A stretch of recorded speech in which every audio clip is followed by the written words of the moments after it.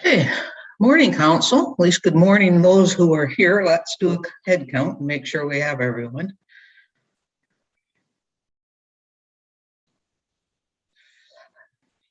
And we do. We have everyone. So I will call the meeting to order and confirm that we have both quorum and everyone on council present. And I will ask Councillor Fitzgerald to start us off by reading the land acknowledgement statement. Thank you, Your Worship. I would like to respectfully acknowledge that we are on the traditional territory of the Anishinaabe under the terms of the Robinson-Huron Treaty, number 61 of 1850, and the Williams Treaties of 1923. We commit to acknowledge, learn, educate, create opportunity, honor sacred places, and take actions towards real truth and reconciliation in support of our commitment to walking the path together in respect, peace, and harmony for future generations. Thank you, Councillor.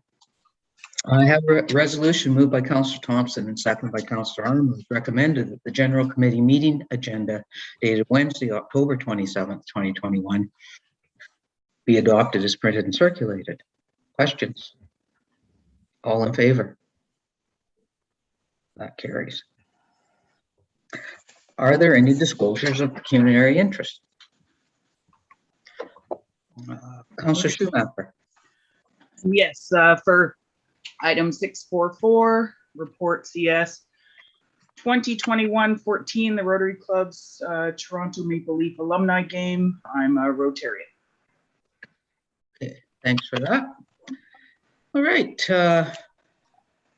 we have a few guests today, and the first invited and ceremonial presentation from Asia Stemsky and Sean Kelly, and that's on our community wayfinding strategy.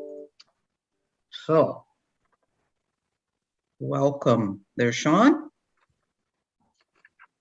There's Stacia. Thank you very much. The floor is yours. Great. Thank you very much, Madam Chair and Council. And I'd like to put our thanks out to Scott Overall, and certainly the town for placing faith in us and getting this completed for you. We met previously at a previous presentation talking about what we were going to do. And this presentation is about what we did. So we're quite happy to do that. I need to share my screen, and I will do that right now so we can get going. I am on screen today also with Stacia and Jacqueline out of the office in case we have questions that arise and I cannot answer. So everyone let me know if this is in view for everybody. Okay, sounds like we're on our way here. Okay, so if you recall last time we came, there. Last time we came, we talked about the types of things that we would look at, certainly in the community for the town in a comprehensive wayfinding strategy. And today I'll talk a bit about strategy components. I think I need to go over some definitions. There's a complexity to some of the terminology we use. It's industry-rated terminology, but for lay people and people that may not know these terms, I'll provide some background on that. Where to begin and how to implement a strategy. We'll talk a bit about sign location mapping, some sign messaging, the phasing and the budget, which everyone's always interested in. And I want to ensure that, there's an understanding of our concept development and how we engage the public on this one and what they had told us about where we were going with what we were doing. So to start with, basically, the town is receiving about 190-page, just shy of 190-page report outlining a couple of phases. The first one being on research, outreach, and analysis. What we see as far as signage and wayfinding in the communities.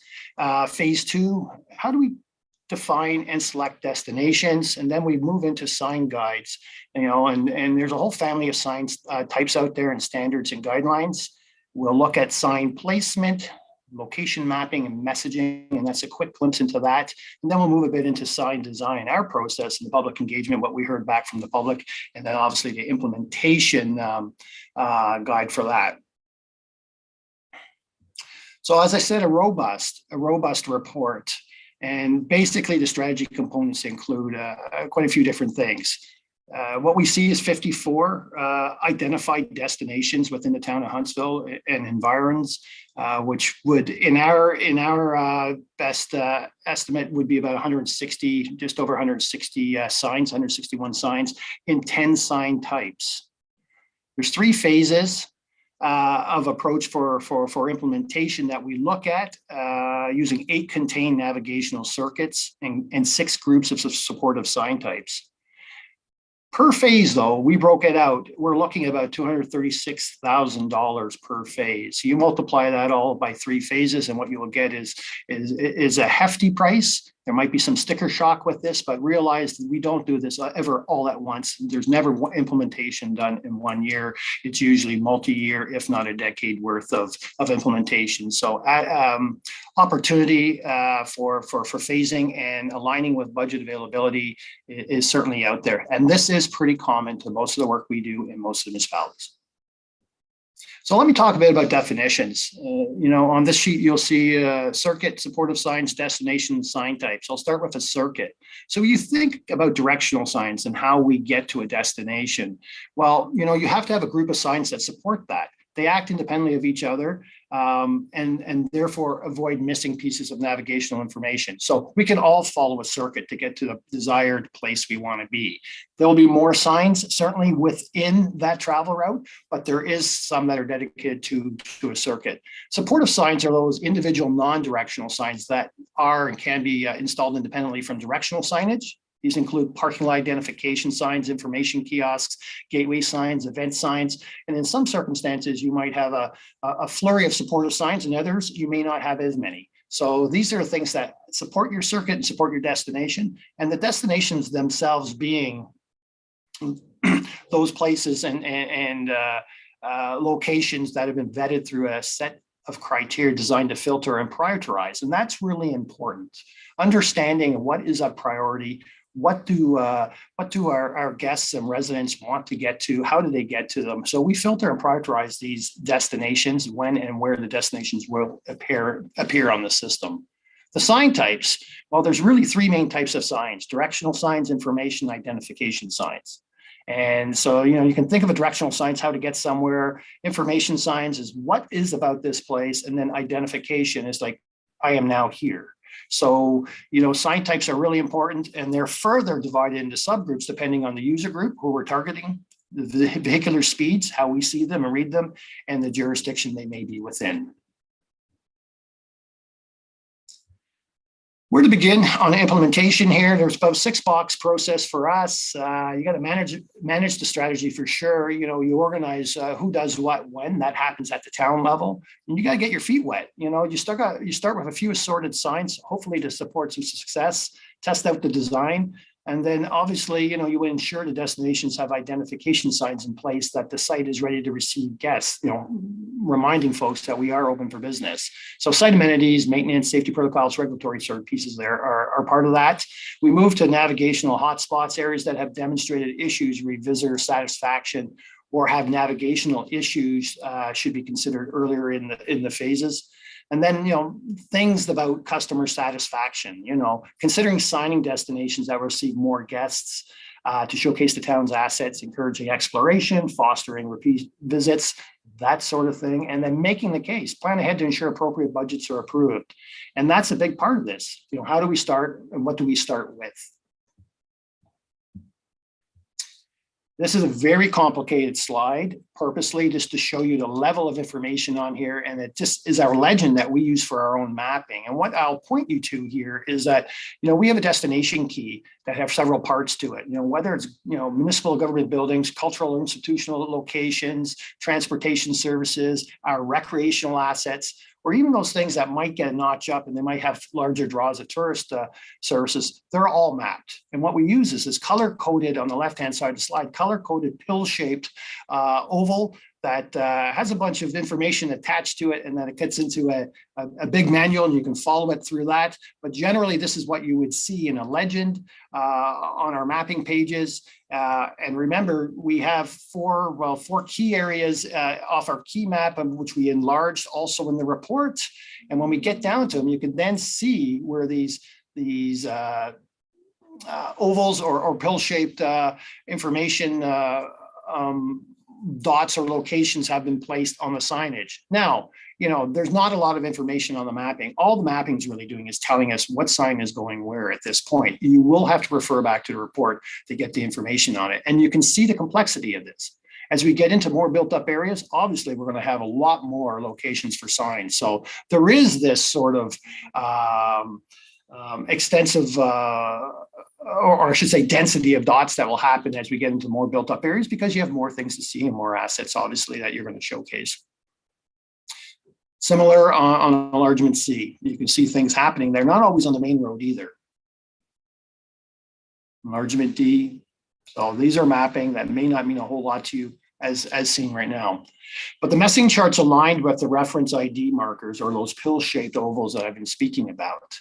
And you find those on the sign's location mapping, but the messaging chart are within the document. And I'd like to, note that there's 22 pages of the report have been dedicated to messaging charts. And on the messaging charts, we'll talk about the circuit.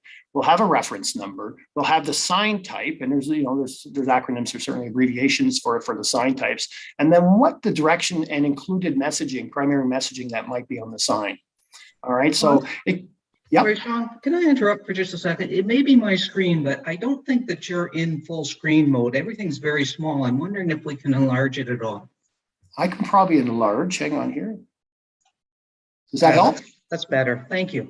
That's a partial page, but the footer is gone now, but you don't need a footer, I don't believe. So let me know if it's cut off. Thanks for that. So on this, the signage information, as I said, we will identify the circuit that it belongs to, the circuit grouping, the reference ID, the sign type, and motor vehicle destination type sign or multi-vehicle destination sign, direction, the arrow directions, and certainly the primary messaging. And these are the places that you would be seeking and trying to identify to your viewers. I want to get into the budget just a little bit here, because I want you all to know that our budget estimate's really based on a budgeting average of best practices that we've seen out there, and there's conservative and certainly premium unit costs by sign. And as you get along the sign types on the left side of the chart, these are just abbreviations of what we're looking at. So we have MTO, highway vehicular directional signs requirements, rural vehicular direction, urban vehicular direction. You can go right down there, right down to pedestrian direction. So these are all noted within those pill-shaped ovals that we see on our mapping. We have the quantities. It's pretty easy math. We know what our unit cost would be, and you can do the math yourself if you want to do it based on a conservative sign cost or a premium cost. But we use a budget average, and that's how come we get to just over $627,000 for all the signs included, 161 signs. Now, let me impress that, that might be a big number, but this is a multi-year project. It's kind of akin to saying, how many pairs of shoes will you need for the rest of your life? You don't go out and buy them today, you buy them in time. And so this is the same sort of thing. You're going to start placing signs as needed, where they're needed, when they're needed, through a set of criteria to help you place them. I'll also note there's actually additional sign design and engineering costs associated with this, because you'll be going through a branding exercise, I believe, that will provide further design development on the look of the sign. And then there's some contingency, which we put at 5%. We're pretty confident in these numbers that they're pretty accurate right now. But we have also breaked out the phasing scenarios into three phases. Circuit A, circuit B, C, and D being one, and then circuits E, F, G, H, and P being one. And they all have parking identification as well. But you can see right now they're pretty close in price, just over the $236,000 mark. All right. This is what everyone wants to see, though. It's like, what are they going to look like? All the other, all the other efforts are about placement of sign, where they're going to go and how many you're going to need. But, it's about really what is going to be out there. you could see here, we created initially 4 different themes that would be pushed over to municipal consultation. Tried and true was one of them. We certainly had other ones that were more refined and subtle. We had more playful, scenic, and out of those 4, when we went over to the public consult piece, we had 347 participants on a public engagement survey. And so pretty decent response rate on this, looking at all this, and prompted questions and asking us what they, or them telling us what they believe they needed for the concept and what they appreciated in that concept. Concept 1 ranked the highest, with 67% of response expressing satisfaction regarding overall sign. This is pretty common to us. We see this everywhere, where most also tend to lend their interest in something that's historical and traditional.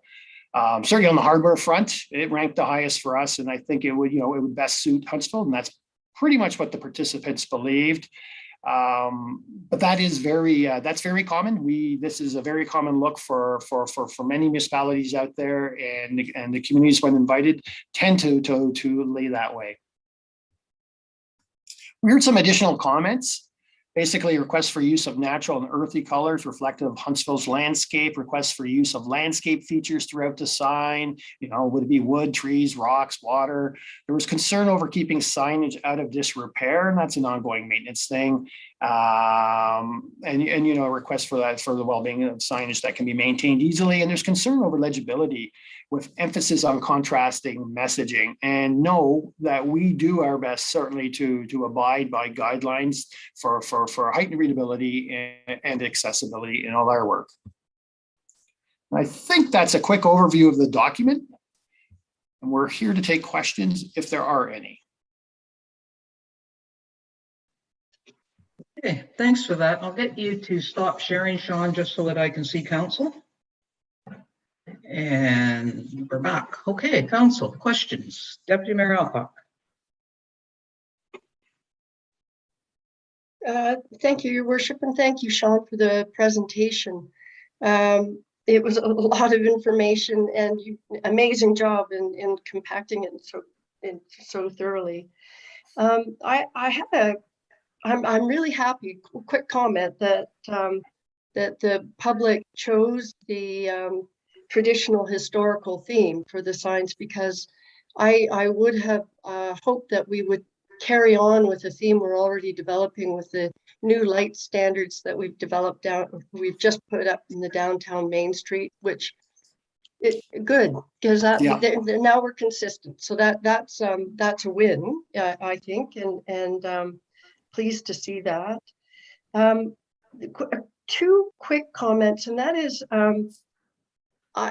I gather, with all of the different types of signs, the variations, when I look at something like parking, I'm assuming that we still have the big P with a green sign, big P, that does what it does in every municipality. Everybody recognizes that. So we're not suggesting that we're altering that, something that is as basic as that. Thank you for the question. No, you're exactly right. So, following industry convention out there is, half the battle. There's behavior that we know and people understand. And if those are things folks are following already and understand, we usually build that into the science program. The only thing we're adding is how do we put a Huntsville flavor to that? But generally the conventions that are used to identify parking and like type spaces and locations will stay in play. Right, perfect. Okay, that's great. I have another question, but I can. Oh, go ahead, finish up. Okay, that's great. So the second one is, and I recognize it was a small, it's a small map, and there are 161 signs. So I was looking at all of the sign placements in the downtown, and maybe it's just the visual of looking at it on a small map. It looks like a lot of signs to me, but is that just because it's, there will be varying signs. Some of them, as you just said, Sean, are the traditional and varying sizes. Is that what you're proposing in the downtown? Is that consistent with every other downtown that has gone through this, or is that sort of the normal density? I guess that's a great question. And, part of when we sort of gotten into this part of our business, it really was to deal with the congestion of signs that we were seeing in communities. And that's why we were first engaged. It's really what started us on the wayfinding path as a service for us. It was about consolidation. It was about not minimizing, but right-sizing the number of signs that may be found in any area. What you're seeing is an indication and a location for every sign type that could possibly happen in Huntsville. And they are representative of a vast family of signs. And so scales will be different. The size of the signs will be different. And that will, as you can see in the report, when you look under the families, you can see the big kind of vehicular oriented sign versus right down to a pedestrian level marker. And so that mapping does get a little convoluted in the way that it has all those signs on it, but we need to place them. We need to get through that exercise, but it is definitely overwhelming. And what we're finding in many communities, they don't do all the signs, Right. because they have restrictions. It might be budgetary, it might be just aesthetic, or they might find new ways. And as they pursue and they kind of test what works and what doesn't work, they may say, you know what, we don't need that piece. I think it's working on its own quite well. A lot of, you can take people to parking areas, but do you then need to sign to direct them back to downtown areas? If the parking area is in the downtown area, so you might pull that sign away, but we show all the signs we think right now to support the circuits. We identified the 8 circuits. I would think in most cases you will want to include them all, but not in every case. So that signage number may come down based on well, it could be anything: budget, political will, whatnot, maybe community outcry, who knows. But generally, we find if it's managed well, if the proliferance of excess signage or other signage can be removed, and that it fits in nice well. And I think the big part is consistency. It gets read as one and not as individual signs. So it gets read as a system, and I think that's well appreciated. Okay, great. Thank you for that. Councillor Thompson. Thank you, Your Worship. And thank you, Sean, for the presentation, quite thorough. And you're right, a bit of a sticker shock for sure. The couple of questions. The $709,000 you're talking about here, is that turnkey? Is that the full installation, the manufacture of the signs, the installation? Does that cover the full 9 yards, Sean? And I have one more question after that. Yeah, no, that's a good question. And we've seen different municipalities address that number differently, Councillor Thompson. Many choose to use their own forces, public works or whatnot, to do installs. In this case, this is turnkey. So, we want to give you the big picture. We want everyone to understand that, that's what could be spent over the lifetime of this wayfinding strategy's implementation. And whatever that may be, whether it's a decade or it's 1 year, I'll leave it to you folks to figure out. For the most part, we've broken it up so you can actually achieve some really good things in a phasing response. But this is definitely turnkey. Second question, if I might, Your Worship. Please do. Yes, Sean, you mentioned, this could take over 10 years. How do you see the rollout of that then over the 10-year period? For me, in most communities, it has to do with identity to start with. I mean, we all start a lot of these projects based on how do we get folks to certain places in their community and get rid of some of that frustration. But I think identity is a big piece here. The rollout over a 10-year period, we have prioritized destinations. That may be part of it, but being a welcome community and getting folks into the community and giving them something, a place to go where they can actually find it is usually how we do it.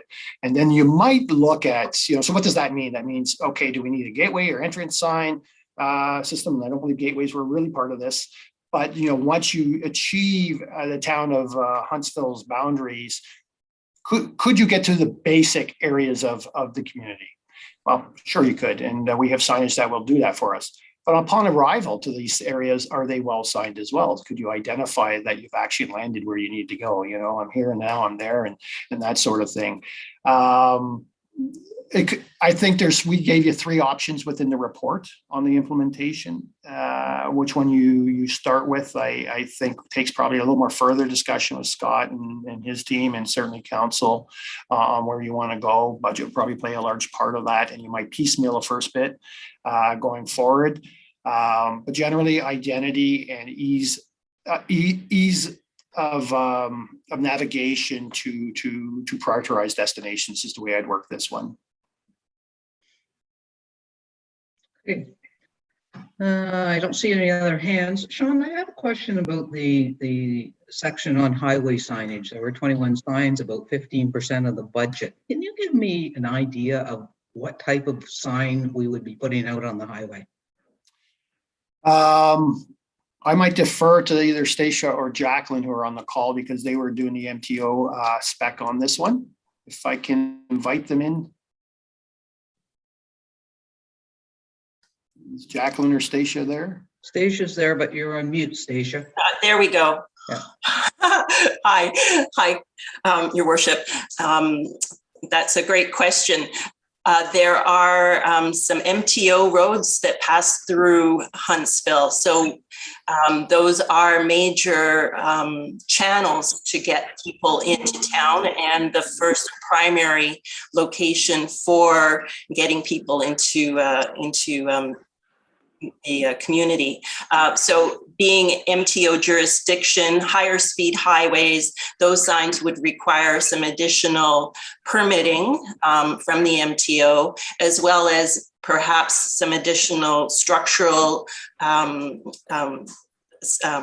design implementation things, as well as sizing would be different to accommodate higher speed. So those signs themselves would be different than the signs that would happen at a slower rate or off of an MTO road. So we've highlighted those MTO road signs as a little bit different because you'd have to go through a different process to get them installed. I guess, thank you for that, but I think I was thinking more towards what was actually on the signage, i.e. are we going to have signage out in the highway that directs somebody to Avery Beach? I mean, No. we think of signage out there directing people. No, absolutely not.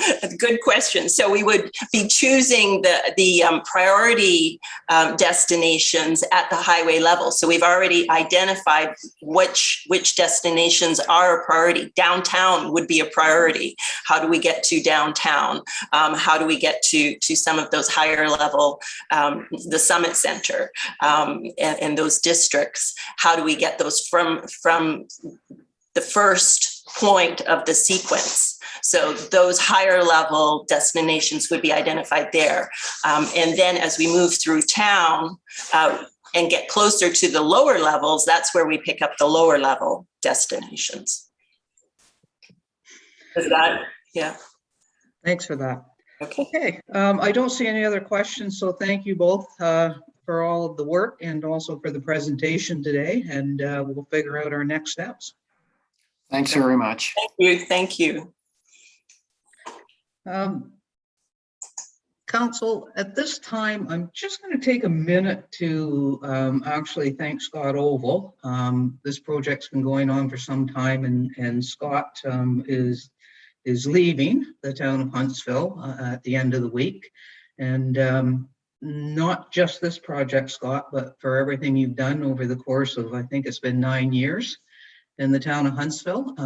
Certainly, big part of your job has been this. A big part was to get the municipal accommodation tax board set up. Obviously, you've written many grant applications for us, helped us with accessing funds that we needed. And I can't even imagine all the other things that you did on a day-to-day basis. But certainly on behalf of council, we thank you for your service. We wish you well in your next endeavor. And I'm sort of sad that you won't be here to help us implement this project. Thank you, Your Worship and Council. Definitely bittersweet. I don't know, when I saw the sticker price on the presentation, I thought you might be actually happy to see me go after that. But very grateful for all the opportunities and the collaboration and the cooperation with Counsel, and it's been a wonderful experience. So thank you very much. All the best, Scott. Council, further to this project, I would like council and maybe staff, especially now that Scott's not going to be with us anymore, I would like to see a small working group set up really quickly to figure out what our next steps on this. I don't want this to sit on any shelf for any length of time. So anybody who has an interest, please reach out in the next, shall we say, 4 or 5 days, and we're going to set up a group to meet and talk about our next steps. Okay, moving on to deputations. We have a deputation from the Huntsville Art Society, Helena Renwick and Karen Cassian. No strangers to Huntsville Council. Welcome, ladies. Thank you. Good morning. Thank you. There's Karen. Good morning, Madam Chair, committee members, staff, and any guests that are listening this morning. My name is Helena Renwick. I'm part of the Huntsville Art Society, and I'm with my colleague Karen Cassian. And we're going to speak very briefly, and there's no slideshow. We're just going to speak to you for definitely less than 10 minutes about the Huntsville Art Society and the projects that we've been working on. And as you will see later on, the actual report that's being presented to you from staff. So just to begin, the Huntsville Art Society is an incorporated not-for-profit collective that encourages creativity and ongoing learning through networking and collegiality. We facilitate opportunities for promoting and growing visual and functional arts in the community. And some of our notable members right now, Beverly Hawksley, Janine Marsden, and Kate Brown, and some of our late members that I'm sure many of you remember and will definitely know, but Brenda Wayman Goulet was a member of the Huntsville Art Society, Kate Santos, as well as Vicki Dodds. And I'll pass it over to Karen for a moment. Thanks, Helena. The Huntsville Art Society was first established in Muskoka as the Huntsville Art Council when the Centennial Center was constructed. The group's name changed to the Huntsville Art Crowd, and in 2009, a members' vote determined its current name, the Huntsville Art Society. We have over 125 active members. We have a monthly newsletter that goes out to all HAS members and as well as arts-minded individuals. And there's about 240 people on that newsletter publication. We have a 9-member board of directors and a very active 5-member gallery committee. We are one of 4 arts organizations who have provided local art in the Summit Center in the past years. This has not continued due to COVID. Since showing in Partners Hall Gallery, commencing in 2017, we have had over 35 different members show, student art shows, as well as group and members shows. Non-members can also apply during the year to host group and members shows. Every year we have an emerging show to encourage new artists to show their works. Excellent. Just to let you know that 20% of all sales in Partners Hall are given to the town of Huntsville for future acquisition of public art. And Karen and I, we've had discussions with staff about being able to have the 20% matched by the town potentially. And that's just something that we've got, hopefully that will happen in the future. As of now, we are not encouraging or charging our members any hanging fees for the remainder of 2021 due to the effects of the pandemic on their ability to sell art during the last 18 months, which has been quite a challenge. Some of the numbers that we were given by staff previous to this, we understand that in the 5 years that the Huntsville Art Society has been in Partners Hall, a total of $20,000 has been accumulated. And I'm not going to say on the backs of the artists, but any pieces of art that were sold through the Partners Hall. So $20,000 has already gone into the coffers of the town of Huntsville for a really great cause, for the Public Art Acquisition Fund. And I believe that reserve right now is at $28,000. So we definitely want to be at the table when any discussions happen in regard to how that money is being spent. To you, Karen. It was recommended by staff that additional liability insurance be purchased each year to cover the art in Partners Hall. This is an increase for us of $1,000 per year. Right. And in regard to that is when you'll see in the report, why the rental cost has come down. And the gallery, we realize, will not be open for viewings on weekends due to the limited town staffing. But this may change, obviously, with the addition of the booking of the Algonquin Theatre. So now that the theatre is starting to open again, we hope that the gallery will be able to be open on Saturdays and Sundays. So as I mentioned earlier, we're going to keep this very short, but we look forward to the presentation that's being presented by both Trish Connolly-Knight and by Matt Huddleston. And obviously the Huntsville Art Society is, we continue to support a strong partnership between the town and the Huntsville Art Society. And it further promotes our cultural diversity in the town and at the Algonquin Theatre. So thank you so much for your time. Are there any questions? I think there probably will be. Councillor Thompson. Great, thanks, Your Worship, and thanks, Helena and Karen. I, for one, love the displays that I've seen over the years in Partners Hall, and thanks to the Art Society for exhibiting such incredible works here. And it's a reflection, I guess, of the incredible talent pool we have in this area. We've said that for years, and then we see the results of that, and we see it in real time in Partners Hall. Question I have, and I think you might have partially answered this, Helena, but how successful have sales been for the various artists resulting from being located in Partners Hall? Thank you for the question, Councillor Thompson, and through Chair Terziano. Sales have been good, having had the exposure in Partners Hall. As you can see, if you look at the $20,000 that has gone to the town, that's 20% of sales through the 5 years that we've been in Partners Hall. So it has been good sales-wise for artists. Yeah, it's Partners Hall location is much more visible as compared to where we were previous, and that was at the train station. So accessibility for people walking by has been a great. It's been great for our artists. I would just say during COVID, it hasn't been so great. We have our first show back in Partners Hall, and we haven't had any sales yet, mostly because there aren't as many people going through because there aren't any shows. I think that is an important part of having the gallery at the theater those evenings when there are lots of people going through. Sure. Okay, thank you. Deputy Mayor Alcock. Thank you, Your Worship, and thank you, Helena and Karen, for your presentation. Quick comment, I just echo what Councillor Thompson said. I love having the gallery in Partners Hall. I probably love it way too much because I find it costly for me personally, but there we go. So I hope that we make a decision that continues to make it a viable proposition for the Art Society, because I can't imagine not having it there.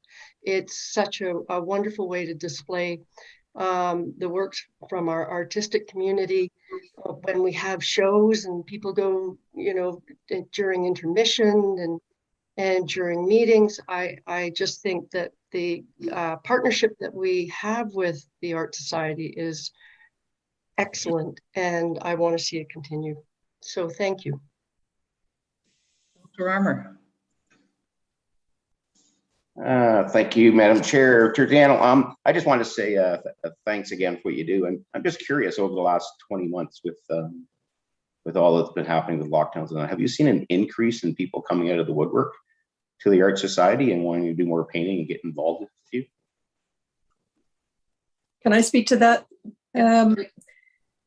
Yes, it's been pretty amazing. We have new members coming in all the time. One of the reasons is we have a fabulous newsletter. It goes out and speaks to almost every art activity that happens in this community. So it's been amazing that artists have continued to support the Art Society during the last 2 years of this pandemic. Okay, ladies, I don't see any more hands. I want to thank you for the presentation. Of course, we have a report and resolution. coming at the end of the meeting. I'm sure that nobody wants to see the Art Society go anywhere else, so I'm sure you'll get a favorable resolution on that. Great addition to Partners Hall. It's so nice to walk in there and look at art instead of bare walls. So thanks for what you're doing. Thanks for your presentation today. Thank you. Okay, Council, we've got a second deputation, and that is Nick Stair from Trisport. And Nick, are you with us? I think you have a PowerPoint presentation, right? Good morning. How are you? Thank you for having us, Your Worship and Council. I do have a screen to share. Let me see if I can pull that up. Okay, can you see that? Yeah. Okay, wonderful. So thank you again for having us today. I know that last council you had Greg brought forward a report to extend our contract for 2022, 23, 24. So we've had some discussions with Greg. He was asked to come back to us. We've talked with him.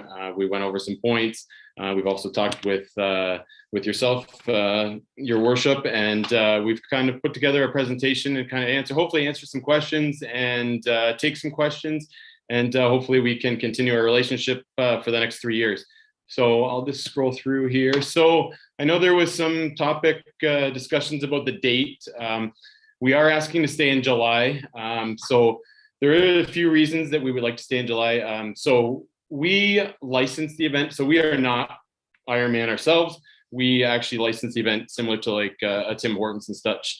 So we're subject to Ironman's global schedule and also their North American schedule. So there is lots of other events in the Northeast and as well as Canada that we have to be mindful to. So those other events are actually owned by Ironman. So they actually obviously will kind of trump us and kind of tell us when, you know, it fits in their schedule. So the July date, they have races in June in Mont Tremblant as well as August. There's also races in Lake Placid, Syracuse, Michigan. You know, so there's lots of surrounding 70.3s and full Ironmans. So as mentioned, we kind of got to fit into their schedule, as well as we also operate 7 other events in Ontario. So we have a local schedule that has various locations and dates that are kind of been set in stone for the last probably, 20 to 30 years. So it's kind of a juggling act with our date. And obviously you've asked to kind of look at the June date and the September date. The June date poses some problems, and September as well, just for logistical issues. June, high school still in. September, high school goes back. Also in September, the ice is in the Don Low Arena. So we do use the Don Low floor for our registration, expo, merchandise area and stuff. So we do have a large imprint in the Canada Summit Center. So that kind of logistically is very important for us to be, when there is another events or school or other things taking place in the area. So kind of touch on the September date. We did used to be in September from 2018 to 2004, or sorry, 2008 to 2014. That's when we were back at Deerhurst. We did start very strong in 2008, and we saw decreasing numbers. By 2014, the event was on life support. It was we were below 1,000 athletes for the race. It wasn't doing well. That was the year. 2015 is the year that we brought the full Ironman. We moved the 70.3 to July, and the full was obviously in late August. So it kind of complemented each other. As soon as we switched to July, we saw increasing numbers right away. It sold out quicker. We increased our capacity.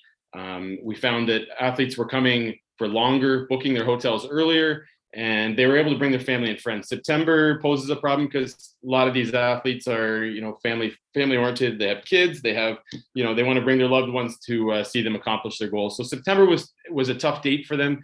We found they contacted us, and we're kind of hoping that we would be in that summer months where they could come and have the whole Muskoka experience and stay for longer. And we found a lot of them are renting Airbnbs or cottages and staying for the week, not just the hotel stays as well. So as a result, yeah, we're asking that the dates stay in July for the next 3 years. So it'd be the July 10th, July 9th, and July 7th for 2022, 23, 24 accordingly. So do we want to talk questions on date first, or you want me to finish the full presentation?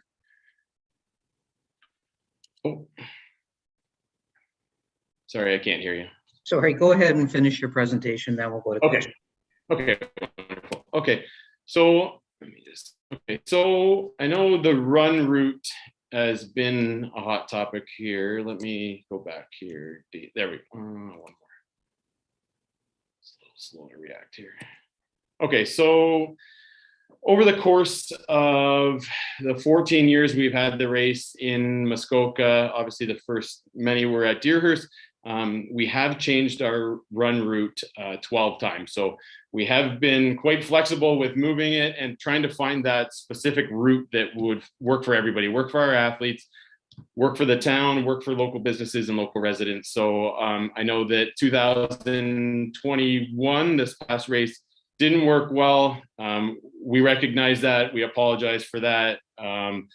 There was some, other circumstances that kind of came into play. The weather was terrible that day. Roads got closed a little earlier than anticipated. So we do not want to ever inconvenience anybody. We want to work with all stakeholders and also find a fair and reasonable route for our athletes. If you could just flatten out some routes and eliminate some hills, it'd be much easier to find some of these race routes. So in 2017, we did a 2-loop course that went through downtown and it ran out towards Highway 11 and did a little turnaround down by where the Sunbelt rentals are, came back through town, across the bridge. So we did split the town in half, or actually we used both sides. So it was a 2-loop course, which is great for athletes, great for spectators. It's easy for us logistically and, benefits spectators getting to see their athlete numerous times out on the run course. So that's benefits for athletes. And overall road usage is down, obviously, because we're only using, not as much space. The drawbacks are obviously more congestion. Athletes are in a tighter spot. We did use right downtown. We closed the bridge. We closed Main Street. So there was obviously some traffic delays. So that one found to be not the greatest, and we had some long delays. So in 2018, we switched to that change. Oh, there we go. So 2018, same thing. We kind of came out of the Summit Center, used Brunel. We did a little out and back on Main Street just to showcase downtown. Athletes love it. Obviously, closing downtown is not ideal for some of the local businesses. It's nice for the spectators to be able to walk downtown. They can grab a coffee, grab a piece of pizza or whatever, or shop in the local stores while their athletes are out there. Then we did head east through some neighborhoods, and then we used Highway 60 as an out and back. We found that the athlete response to Highway 60 was not good.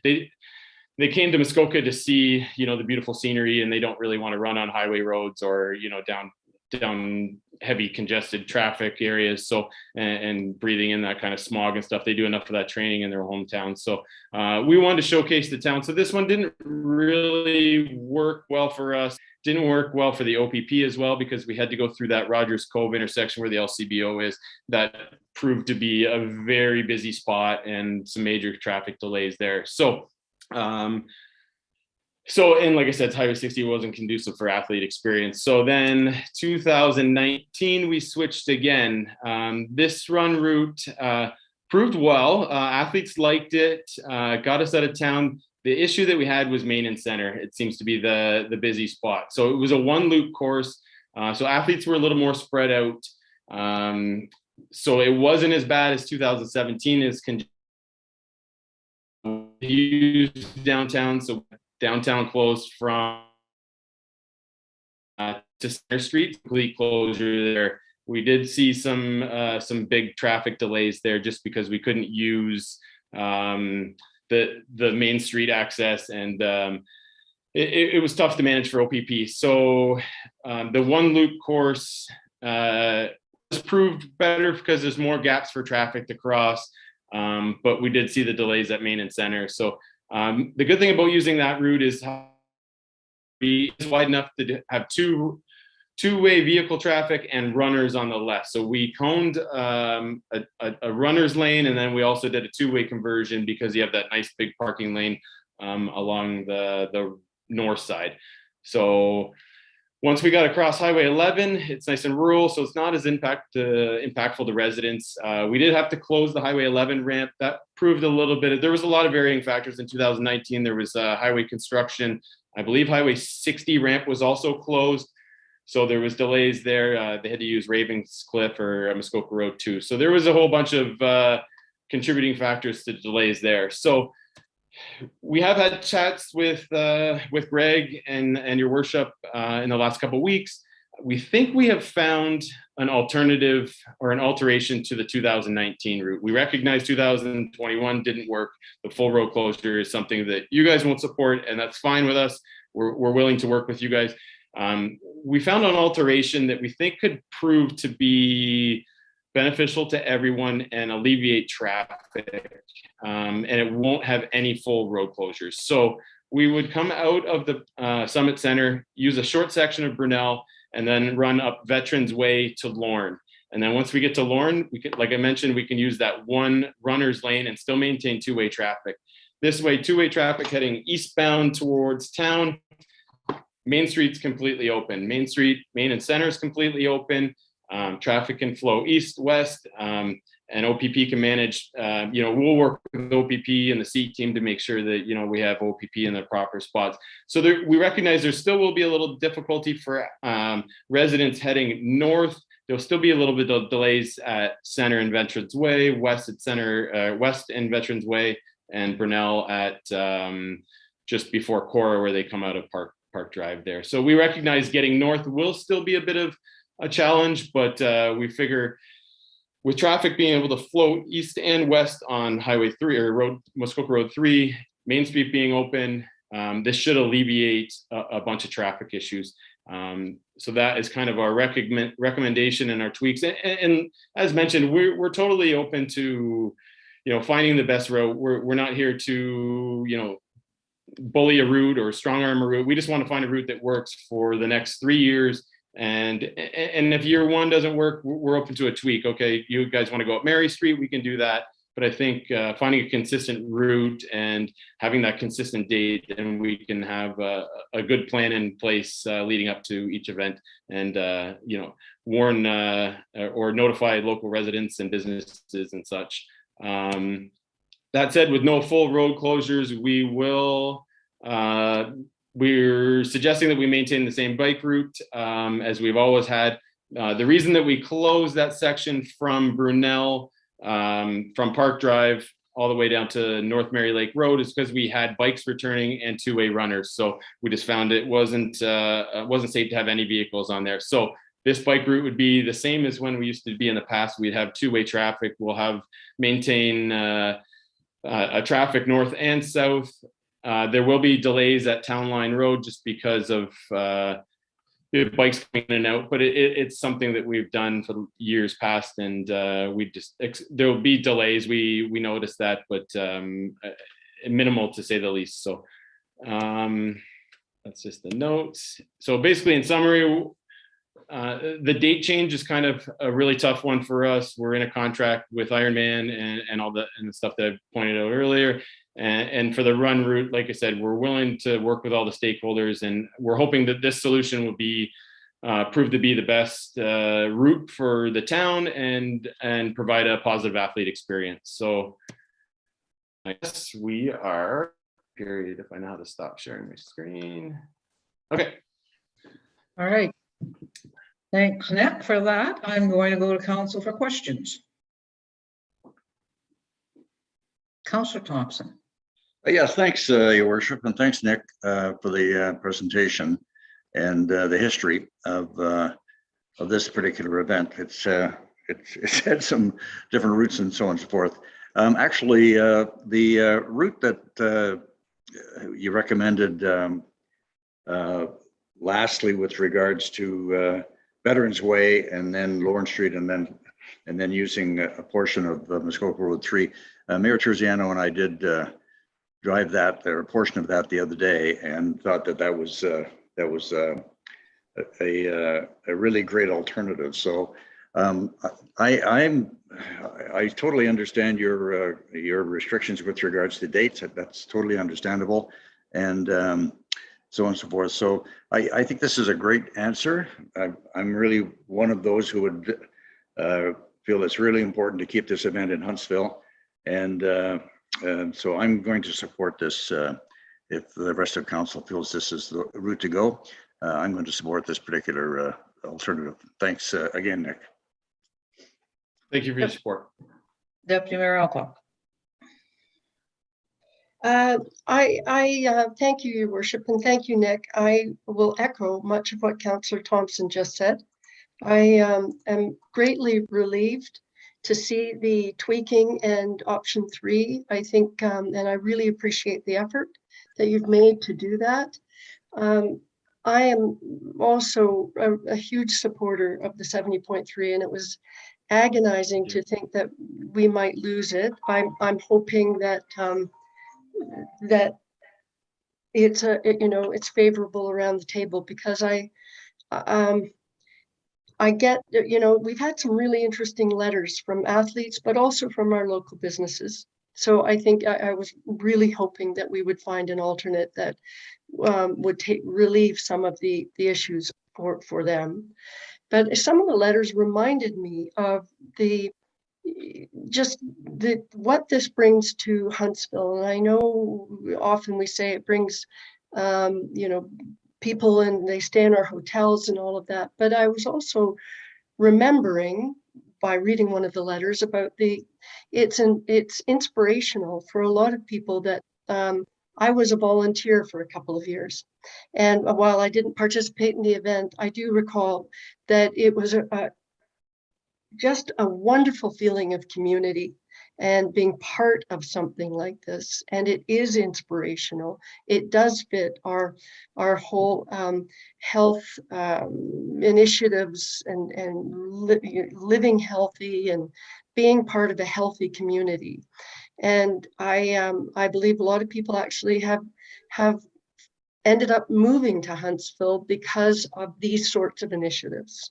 So I'm really thankful that number 3 was tweaked, that you found the right thing. I understand the issues around the date. So I most definitely will be supporting when we get to this, the note later, and very appreciative again that you came up with an alternate. Thank you. Withy. Thank you, Your Worship, and thanks for the presentation. I'm struggling with the date. As you mentioned in your presentation, that it has been on different dates in the past. I guess my question is, are we constricted for these dates because we're sort of last in on these contracts, or our contract expires after other people's and they nail down dates and we're kind of at the bottom of the list here? Yeah, so as mentioned, we're one of the few in the world that is a licensed event. So Ironman owns most of their other events, especially the ones in the Northeast and across Canada. So obviously they have the vested interest. So it is a tough negotiation. We've also found that July works well for our athletes for training purposes. Like I said, we have local schedule as well, which is smaller races, smaller distances, that kind of feeds into the Muskoka event, and we kind of promote that Muskoka event with the Ontario athletes and other athletes that race in our series. So it's not necessarily that we're last to the table, but it just kind of fits for that whole Ironman brand, our Subaru Triathlon Series brand. It's just kind of, like I said, the event was on life support in 2014, and we've just kind of grown Ontario back to being one of the strongest triathlon communities, in the world. And Ironman recognizes that, and they've called us numerous times and talked about how strong Ontario is and how well working in July the event has worked. So thanks for that. Unfortunately, I still struggle with that. I've heard from a lot of businesses that aren't pleased about it. I don't know, other than it may be taken, I don't know what would be wrong with the end of June after school's out before the July 1st weekend. I think that would be an excellent time. That's my big struggle. I mean, we've shied away from the July 1st weekend because we know Muskoka's already busy. That's kind of the first long weekend of I was saying before that. I was saying before yeah, so that's that. the same exact. It's the exact same date as the Mont Tremblant event. So a lot of Ontario athletes go that way, and a lot of our athletes come from Quebec. They race that race, so they're a couple weeks apart. So athletes can do both, or their loved ones. A lot of husbands and wives or partners, they race together. So one of the partners will race in Mont Tremblant, the other one will race in Muskoka, or they'll go and support friends and stuff. So that date's set with them, since I said like they're an owned race, so that Ironman wouldn't support that. They wouldn't allow us to move that date, basically. Good. Councillor Armour. Thank you, Your Worship. I'm glad to see that there's a route change for sure, no full road closures. But I think something, if the 2022 construction plan going ahead, I believe Veterans Way is under construction during that time. So I don't know if Director Hernan's on, can speak to that, or someone. And also, I'm not happy with July dates, so I won't be supporting. Director Hernan, can you comment on Veterans Way construction in 22? Thank you, Mayor Terziano. That is correct. Right now in the draft plans, and we're doing the survey work now, the plan is from Center Street down to Burnell Road on Veterans Way. Storm sewer repairs, sidewalk insulation, and resurfacing.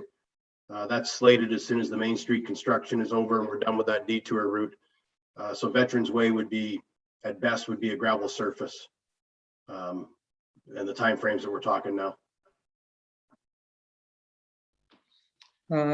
Just further to that, you said the construction will happen after Main Street, which isn't scheduled to absolutely be completed until July 12th. So are you planning to dig up Veterans Way before Main Street is complete? Our intent right now is to issue a contract for July 1st type thing. We want to make sure we know Main Street has to be done before this one can start. Because it is the detour route for part of Main Street. But we fully anticipate Main Street will be fully open by July 1st. And that's why we're looking to go to Veterans Way July 1st and get the storm sewer resurfacing and sidewalk work done. Okay, Councillor Schumacher.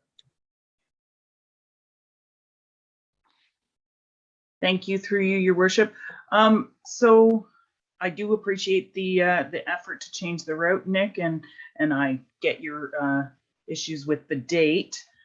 If we do go to the same route for the next 3 years that you're looking at doing, would you guys be willing to work with the town to, as you said, notify constituents, notify people, the locals, what's going on, set up signs well in advance, do radio spots well ahead of time, and set that course in that. I mean, I know there's road closures on 141 right now, and there's been signs up for a month ahead of time that where the detour routes are going to go, so it gives people sort of that knowledge well in advance, so that they are able to maybe plan their day, because there are a lot of local people who work on a Sunday here. Yeah, absolutely. And we've always worked with Greg in the town and the locals, John Morton with Tri Muskoka.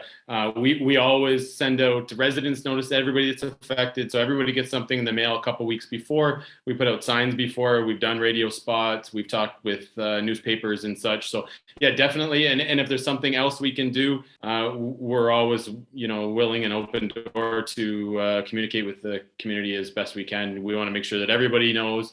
And I think this would be helpful with not the full road closure, but maybe just expecting delays. But yeah, we always are notifying everybody involved. So, Councillor Weeb. Thank you, Your Worship.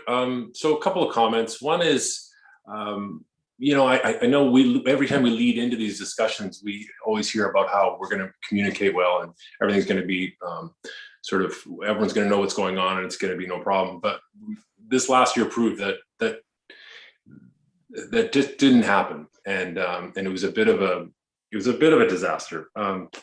So I guess that kind of concerns me. And the other comment I would have is two other comments. One would be this last year, the full closure for the route, we've come up with a new route this time to avoid that. So where was this route last year? Like, I'm wondering how this came about, because this would have been great to have in place last year. But again, I feel like something's missing in terms of the communication of how this event is coming together.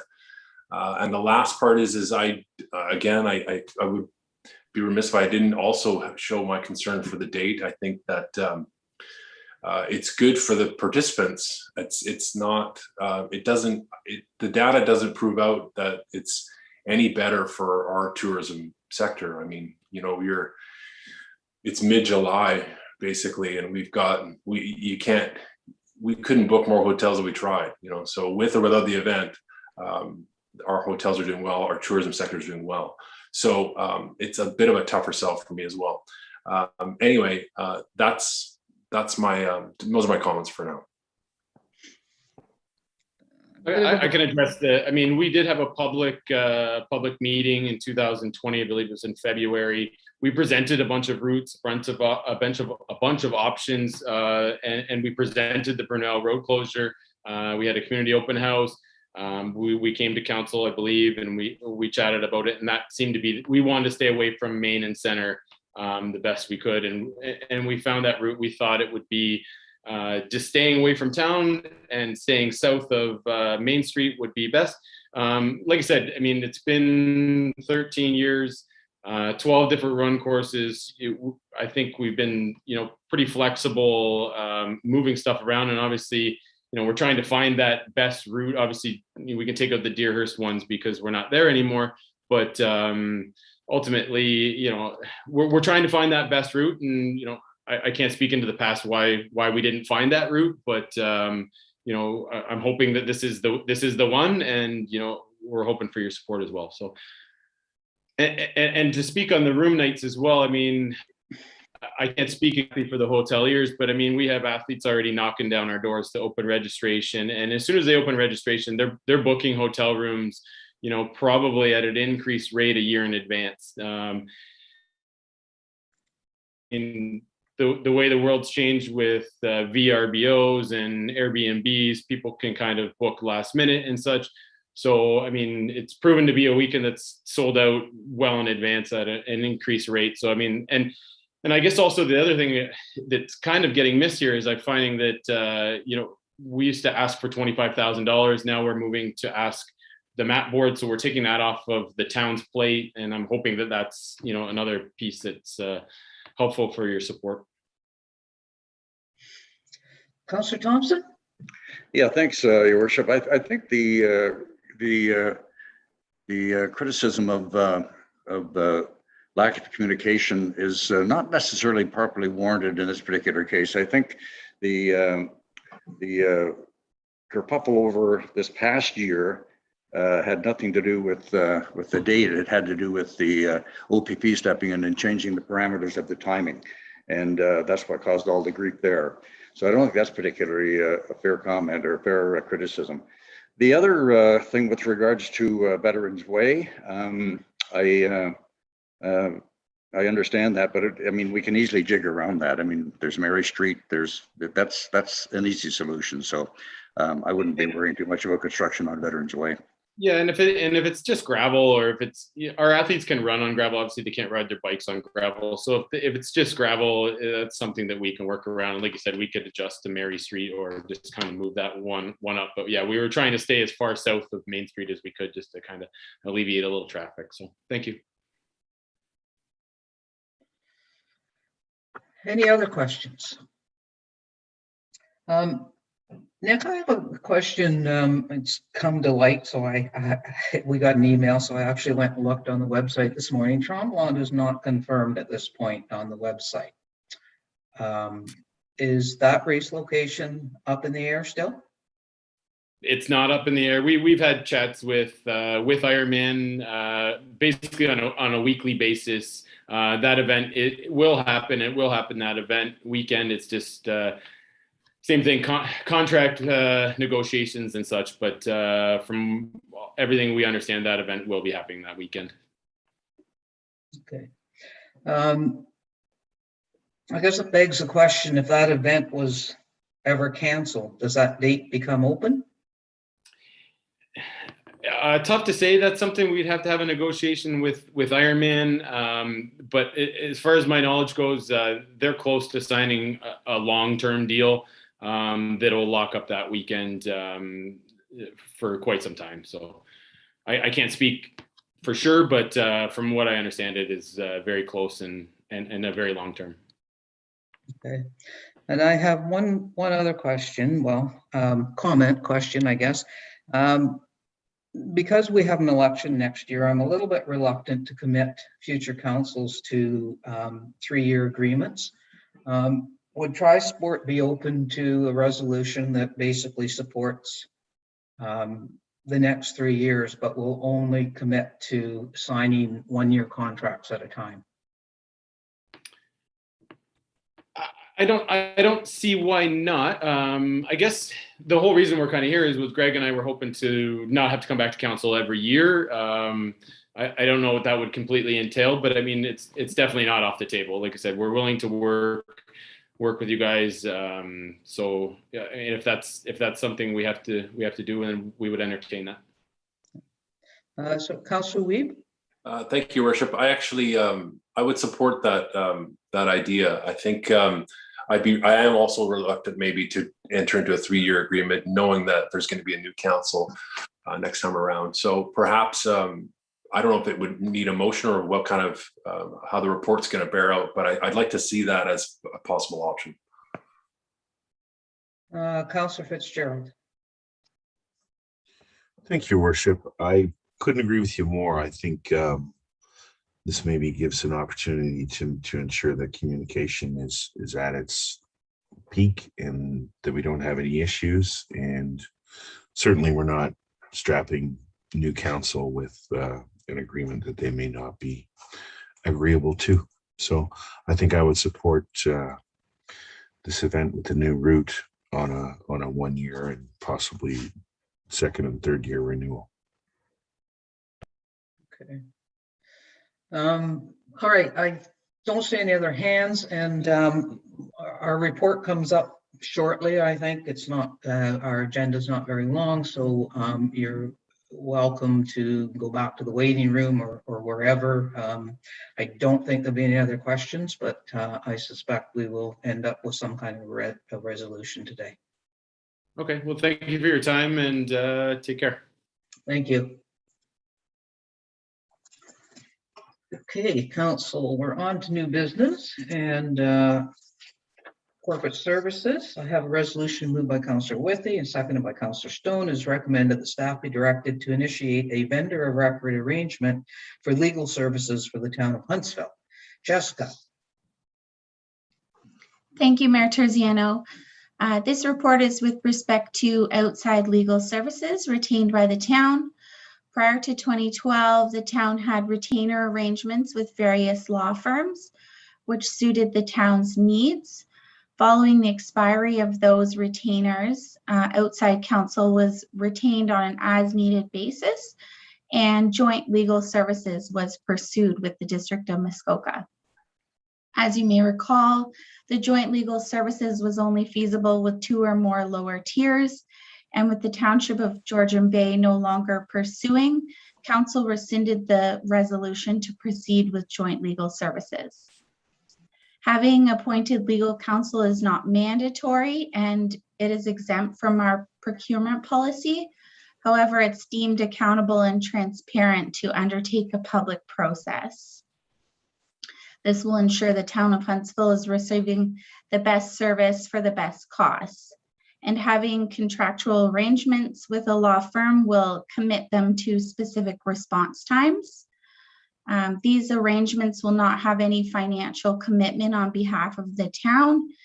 The services will be paid for on an as-need basis out of the budget already allocated. With all of this in mind, staff are recommending initiating a vendor of record arrangement for legal services. Okay, thanks, Jessica. Council, is there any questions?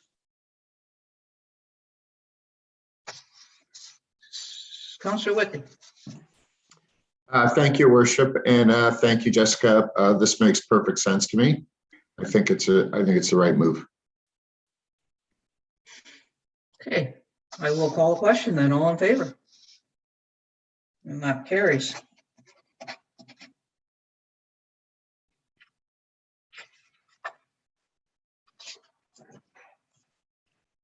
Okay, we have no new business under development services, none under operations and protective services. So we move to community services, and there is a verbal update from Director Babineau. Good morning, Council. Thank you, Chair Terziano. I do have a little bit of an update since we last met. We've had many new announcements recently regarding COVID and the reopening regulations and letters of instruction. Staff continue to adjust operations due to the provincial announcements and regulations. Further clarification is actually required through SMDHU regarding our 100% capacities and vaccination rules. More details of the regulations are still expected over the next week or so. We're meeting with them today and also tomorrow and next week. So we're getting some clear direction and being able to react accordingly. We have some issues in terms and questions just in terms of dressing rooms, hall rentals, staff vaccinations, instructors in the pool. We're hoping to get clarification on all of these items. And the regulations haven't been posted on the provincial website, so those are supposed to be up next week. Our aquatic programs continue to be impacted due to the availability of qualified local staff and the vaccination regulations. Additional customer service staff hours are required to maintain and run our 7-day and extended hour operations at the Canada Summit Centre. Vaccination proof, declarations of health, checking ID, these are still mandatory requirements through regulations, amendments, and the letters of instructions through the province and SMDHU. The community is able to use, I just wanted to make sure that everyone knew that the community is able to use their QR code, their paper proof, as well as their digital image proof at the door, and must still show ID for their proof of vaccination at the Canada Summit Centre, the Algonquin Theatre, and Muskoka Heritage Place going forward. On to a little bit of good news. The Algonquin Theatre and Partners Hall is open. We've been open since September. The website is refreshed and we've got a few little glitches fixed there, which is wonderful.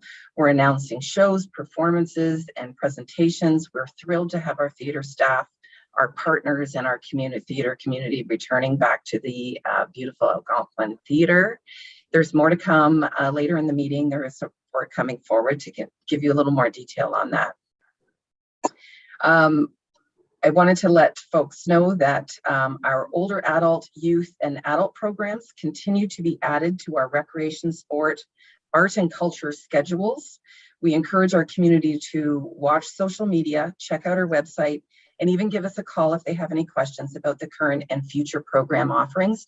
There's new programs being offered all the time with every new opening and every regulation release that we can do. Lastly, I wanted to cover the events at MHP. We know that the community has been very disappointed about not being able to have our pumpkin trail or the Portage Flyer Christmas events at Muskoka Heritage Place this season because of the regulations and SMDHU's direction. However, Ron has shared with me some exciting news to bring to you today, and he's given me the notes, so I'm going to read them. Santa is going to be in a very unique environment, and we're super excited about the creation of a brand new Christmas experience that we couldn't do without the Eclipse Walk with Delight event that we're partnering with the Chamber. Like any new event, Snow Globe Santa little perk there that you know in the name, is no exception to having quite a few details to work out. So all we have to tell you at this stage is that there are multiple evenings to catch the event. You'll be able to book ahead and online, and more information won't be available until the press release comes out in November, because Ron says that's how Santa wants it. He also said it was going to be super magical and he wants everybody there. So we're really excited about this. Ron has provided Trish and I some more detail, but that's all I'm allowed to say at this point. We are very excited about new possibilities and promoting what folks can do at this point. We like to be the people that are saying, yes, we're open. We've got lots to do. Come on in. Thank you. Questions, Council? Councillor Stone. Thanks. Through you to Simone, is this where we're going to speak about the washrooms downtown?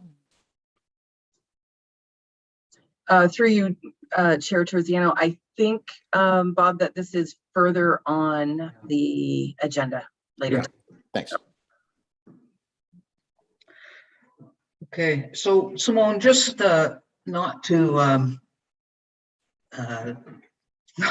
I mean, the good news is the good news, the Santa Globe, but that means we still are not planning to run the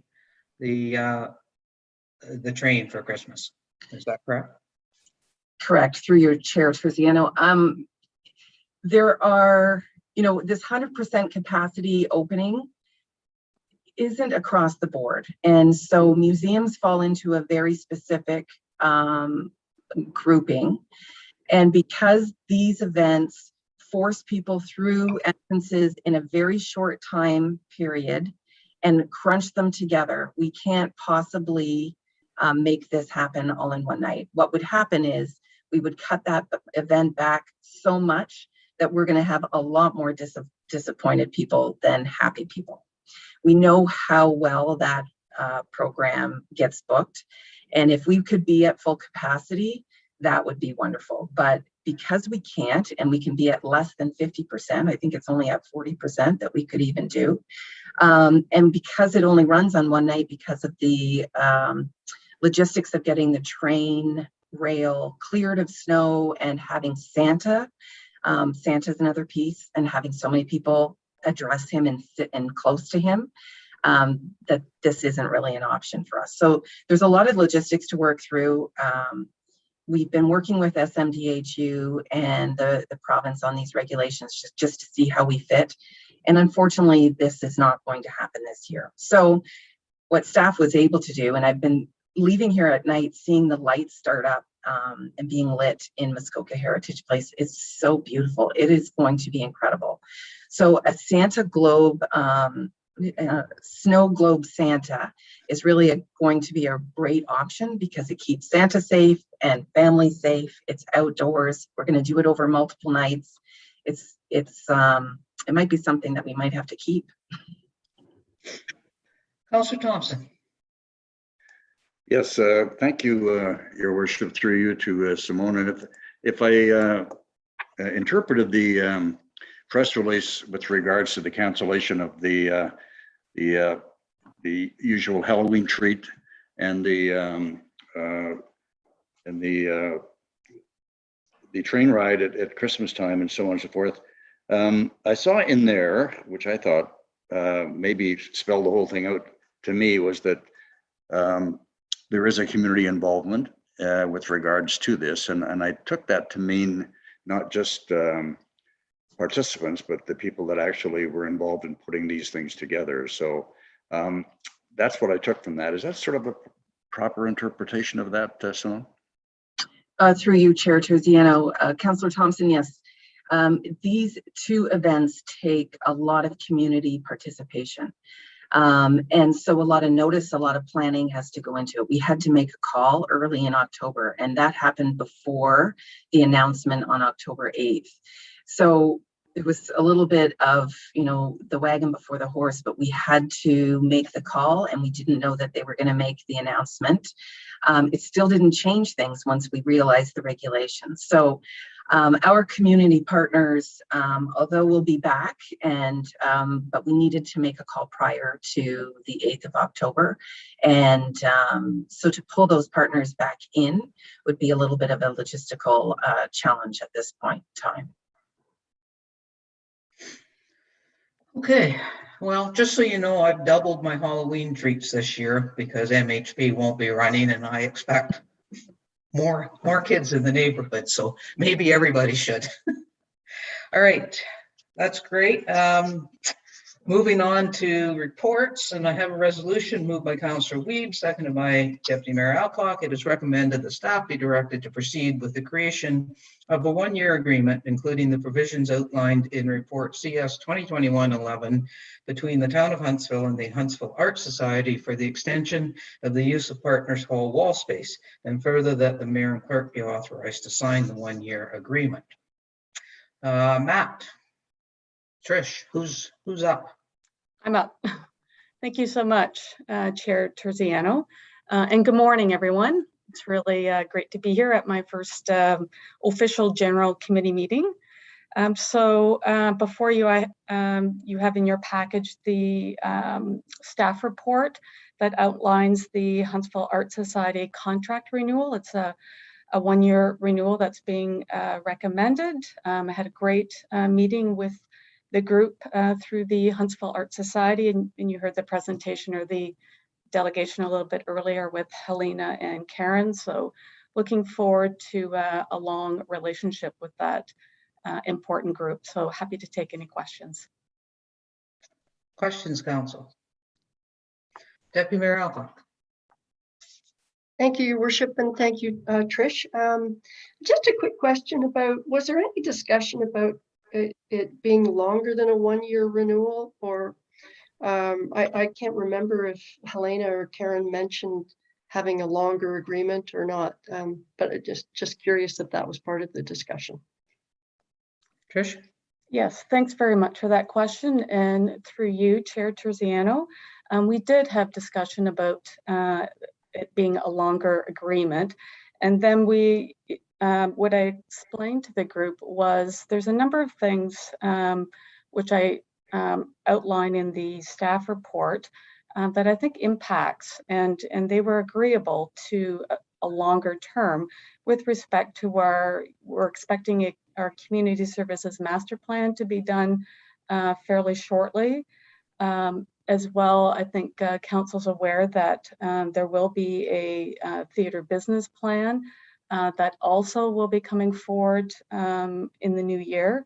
So there's some impact there, as well as on Council's 2019 to 2023 strategic plan. There is an item there with respect to the feasibility of a public art gallery to evaluate that process. So there's a number of things that are coming down the pipe that we didn't want to prevent some of those new ideas and opportunities to not be explored. And so it was agreed that a one-year agreement at this time made sense, and moving forward that could change, but at this time that made the most sense. Thank you for that. Makes sense. Okay. I'll just go on the record to say that financially it's not the best agreement for the town of Huntsville. I know that we support the Art Society and we support the fact that they've got to help get back on their feet post-COVID, and we do have lots of irons in the fire going forward. But the pricing on this agreement is a rollback to about 2018 pricing. So I'm happy to support it for 1 year, but I would like to see going forward an agreement that is fairer to the taxpayers as well as the Art Society. So just a comment, but I will call a question. All in favor? And that carries. Okay, staying in community services, the theater operations and plan recovery. Matt. Through you, Chair Terziano, I'll take this one as well, if that's all right. Sure. Thanks very much. So thank you so much. I appreciate the opportunity for Matt and I and the rest of the management team to bring this staff report forward. I think it's terrific that we have this opportunity to demonstrate in a short period of time with Matt being back to the theater since early August, and my start with the town at the end of August, beginning of September. So as you can see from the staff report in front of you, lots has happened. There's certainly, with respect to COVID, navigating that process and changes through the health unit in the province with respect to the regulations has allowed us to move from initially 50% capacity to 100%. That's all outlined in your staff report. So I invite any questions that council may have with respect to our first couple of months being open. Questions? Deputy Mayor Alcock. Thank you, Your Worship, again, and Trish, one more time. Just a quick, it's kind of a question and a comment at the same time.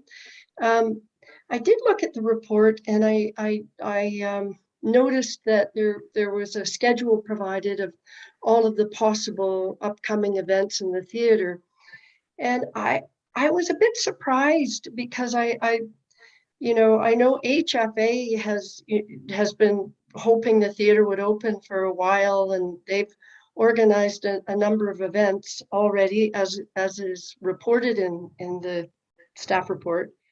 And I had understood that there were a lot of entertainers, a lot of musicians, a lot of people who were chomping at the bit to get back into the theater, right, to perform. And I was a bit surprised that there were actually very few bookings. And certainly as you look into 2022, if you minus out what HFA is doing, and the usual events that we always have, I wondered why there were so few, and I wonder if there's any feedback on that. Through you, Chair Terziano, and thanks very much for that question. I think actually what you see in that staff report are a mix of firm rental agreements and pending. With the health unit's requirement to have safety plans available that needs to be a part of the rental agreement. It takes time for groups to put that information together. That's not what they've had to do prior to COVID.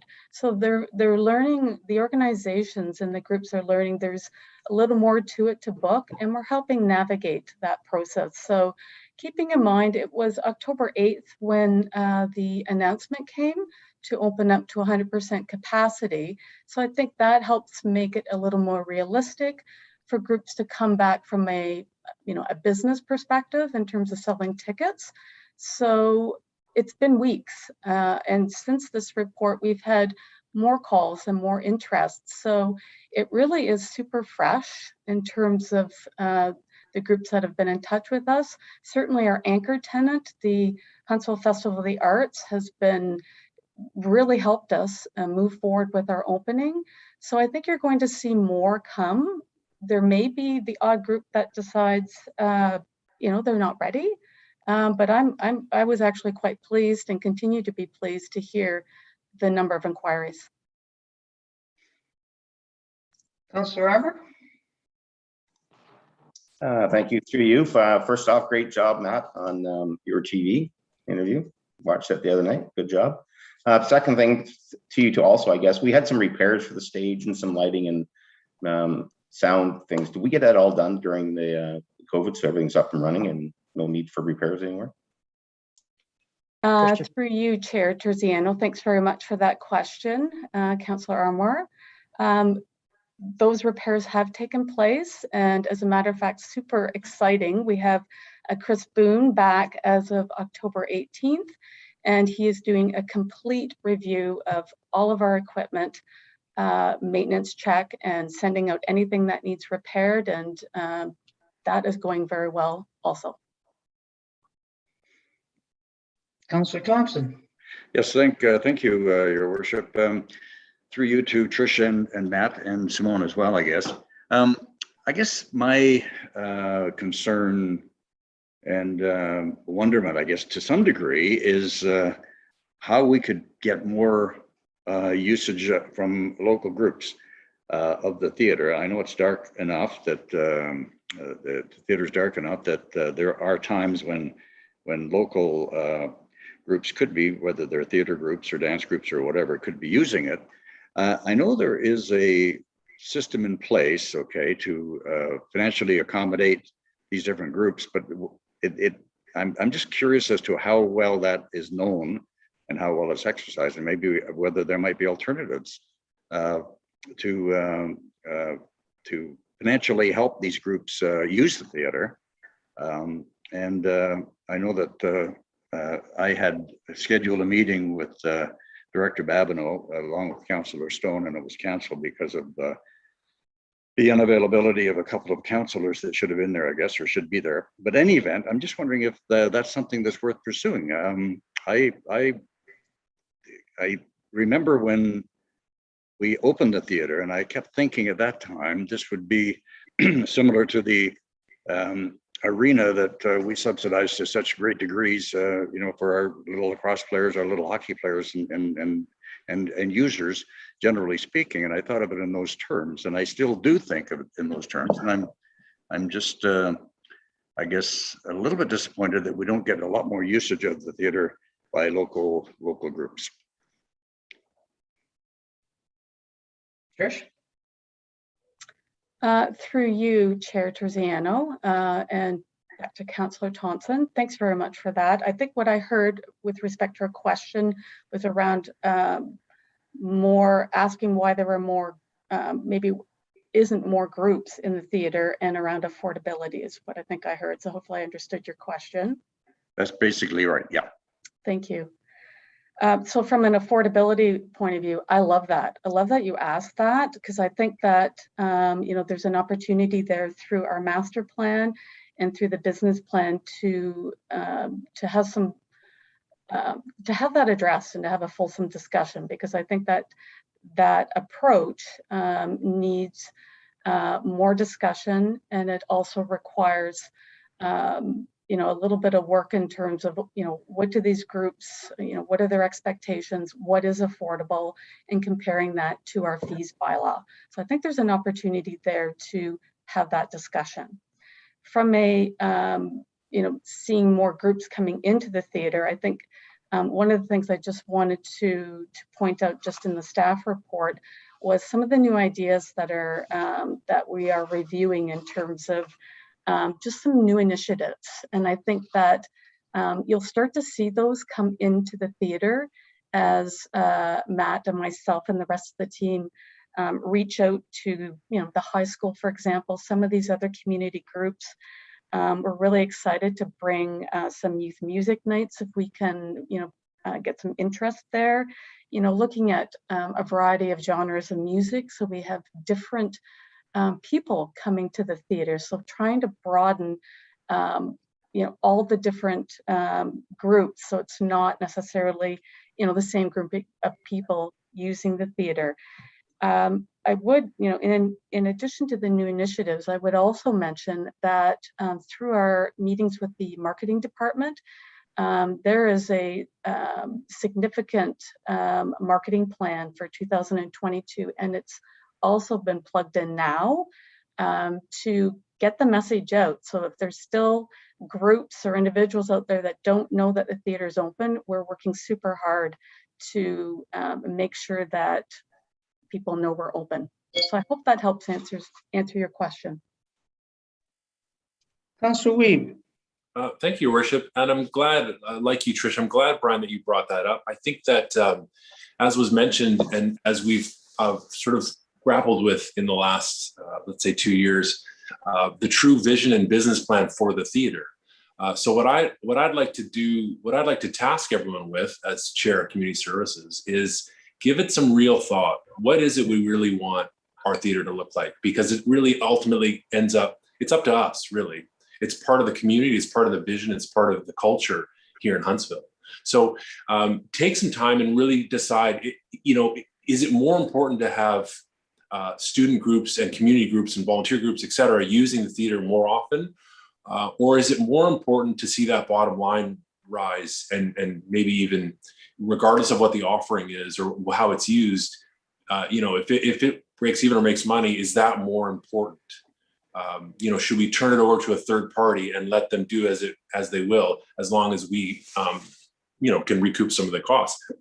It's a fundamental question that I think truly impacts how everyone in the community views the theater, how and what people really, how they interact with it, and really what the tone is that we're trying to set as with the people who interact, not just with it or but in and around it, the kids, the groups, et cetera. So I think it's an important question to ask, and I'd like to, whether through me or straight back through Simone or Trish, I'm hoping everyone from council feels comfortable to send their feedback in and really let us know so that we're not sending them off, tasking them with saying, create a business plan, and it comes back to us and we say, this doesn't match our vision. This isn't what we want. So let's be part of that process as it goes.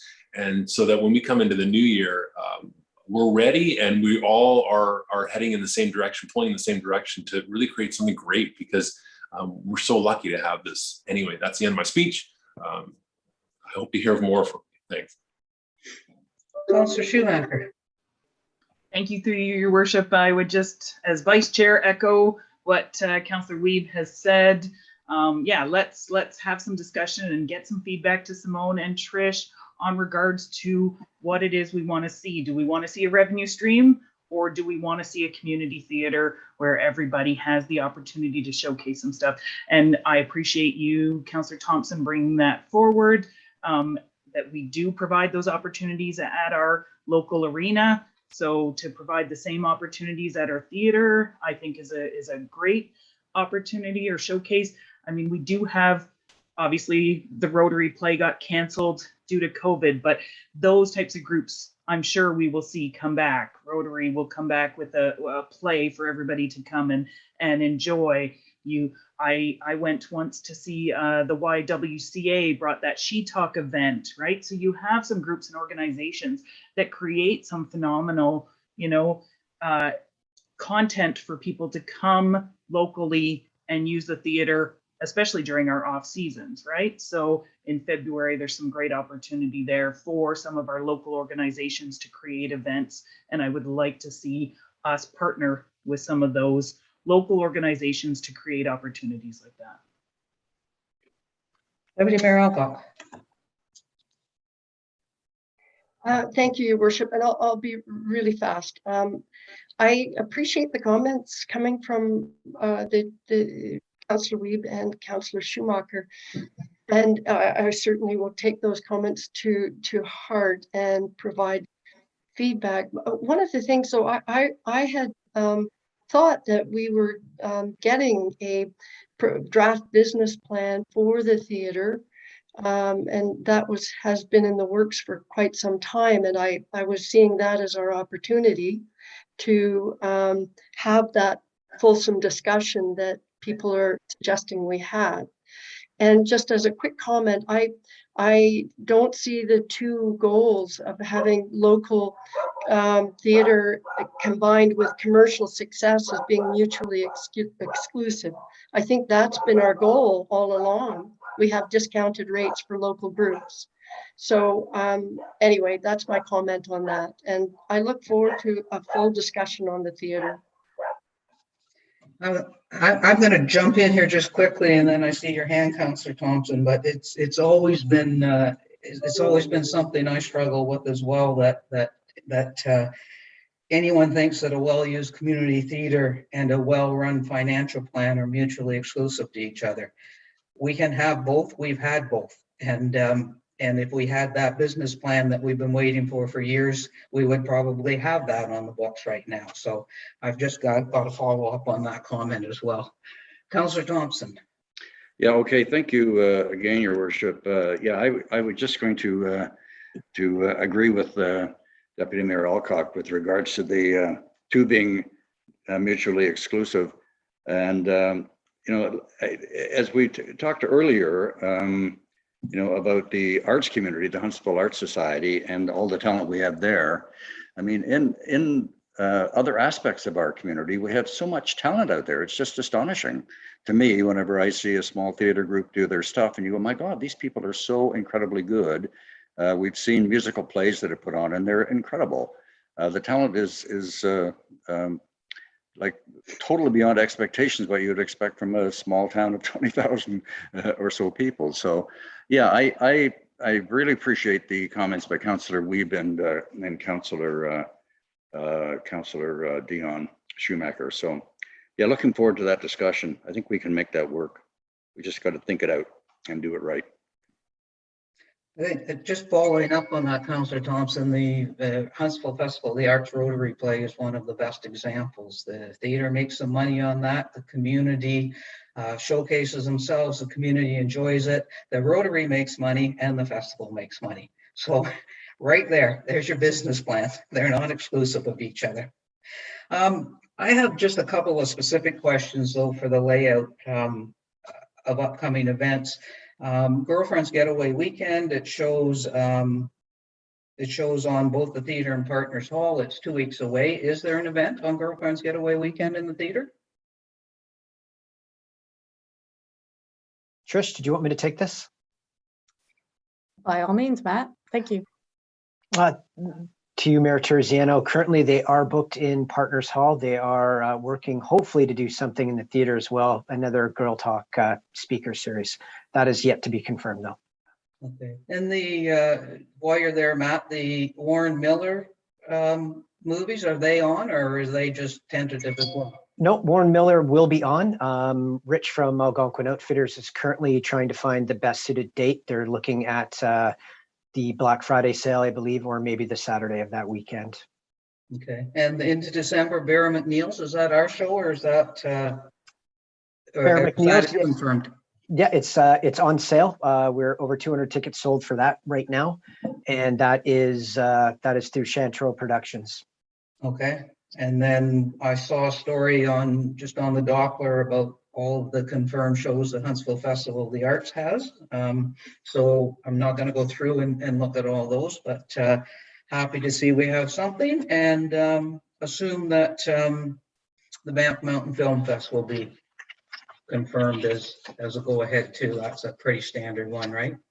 Banff Film Festival, when we launch Warren Miller, what we're hoping is you'll see Warren Miller, 3 nights of the Banff Film Festival, and the Paddling Film Festival tickets all go on the same time.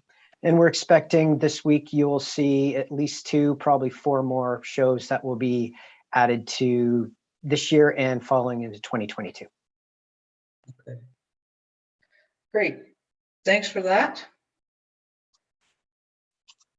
You know what? We're going to do one more and then we're going to take a really quick break. So I have a resolution. Just one more. So hang on. Sorry, Councillor Stone.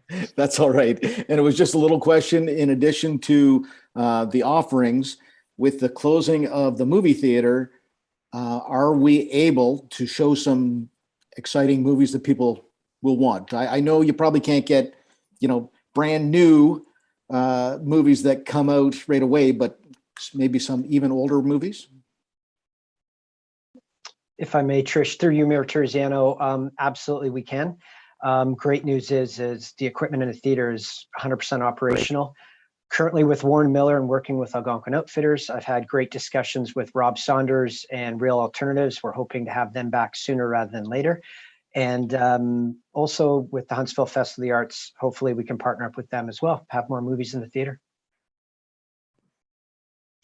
Yeah, thanks for that, Councillor Stone. That's actually, there was a lot of disappointment in the community with the closing of the movie theater. So I think if we have the ability with our equipment to show movies, I heard from, some people with kids too, who, really like to take their kids off to the movies and things like that. So if there's anything we can do to provide community movies, I think that would be a great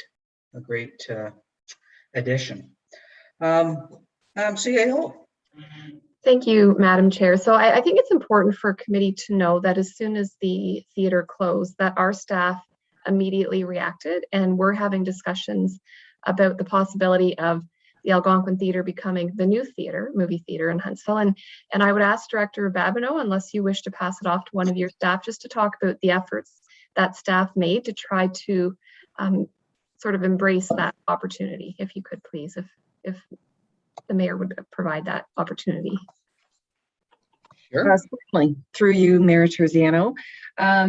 Yeah, I think as soon as Matt got back, I think we were, that happened right about the same time that the Capitol Theatre closed. And I know that Matt reached out to Real Alternatives and to some of our other, certainly other movie theaters and those groups to be able to look at, what equipment is needed, how can we make this happen in our community. So these conversations are continuing.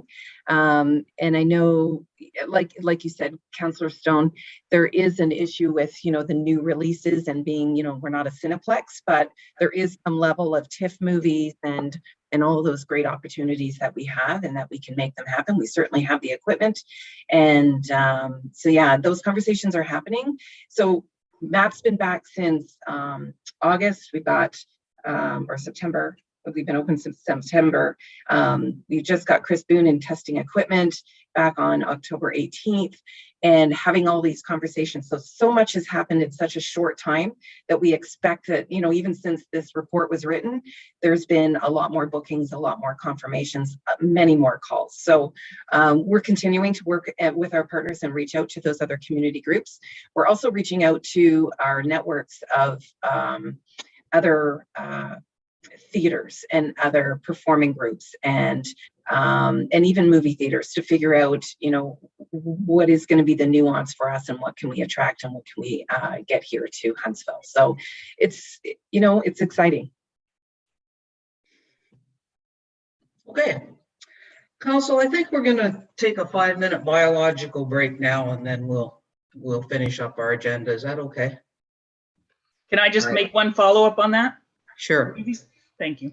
Through your worship. Yeah, no, I appreciate Simone, everything that you've done. And as you mentioned, the like Disney puts a cap on, you have to actually pay for the film before it's released to you. So I know there's definitely, not the opportunity to get those bigger films in, but I appreciate that you guys reached out to Real Alternatives, because I know that was one of like the top selling features on a Monday night at our local theater. And I know the library, it's gone online now, but the films that make you think, they had a great group that would get together and do some of those movies. I think there's definitely opportunities to even partner with some local charities to present a movie night, and then they would maybe provide the volunteers and the snacks and whatnot. And again, do a collaboration like with the Rotary.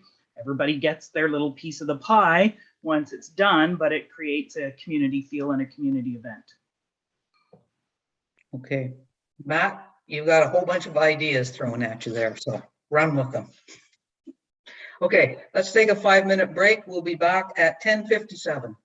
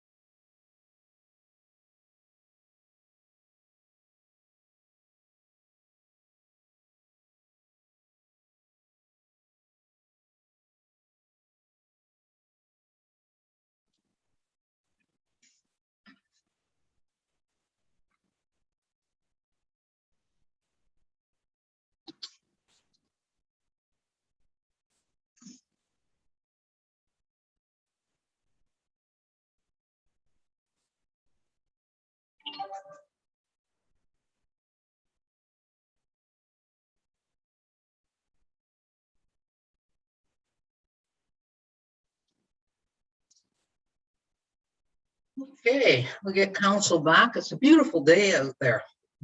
We'll get this meeting over with and have a chance to get outside for a bit. Don't forget, council, we have another meeting tonight.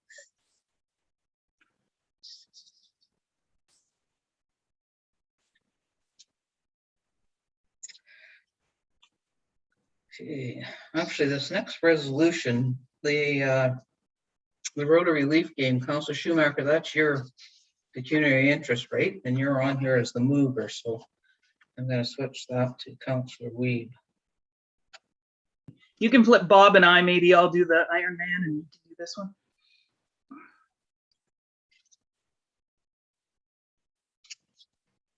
All right, what have we got here? 1, 2, 3, 4, 5, 6.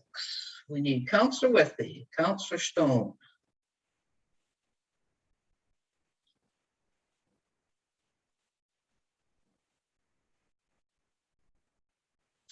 We need Councilor Withy. His name's on the resolution.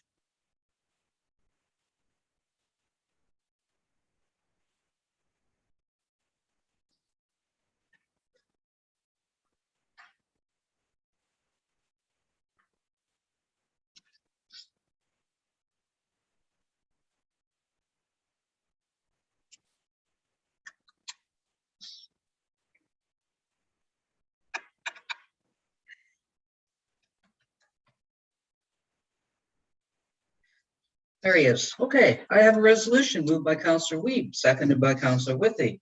It is recommended that the town support in principle the Toronto Maple Leafs alumni game and events to be hosted by the Rotary Club of Huntsville, and further that committee approve the waiving of fees in the amount of $1,896 for the event to be funded through the Small Community Grants Program.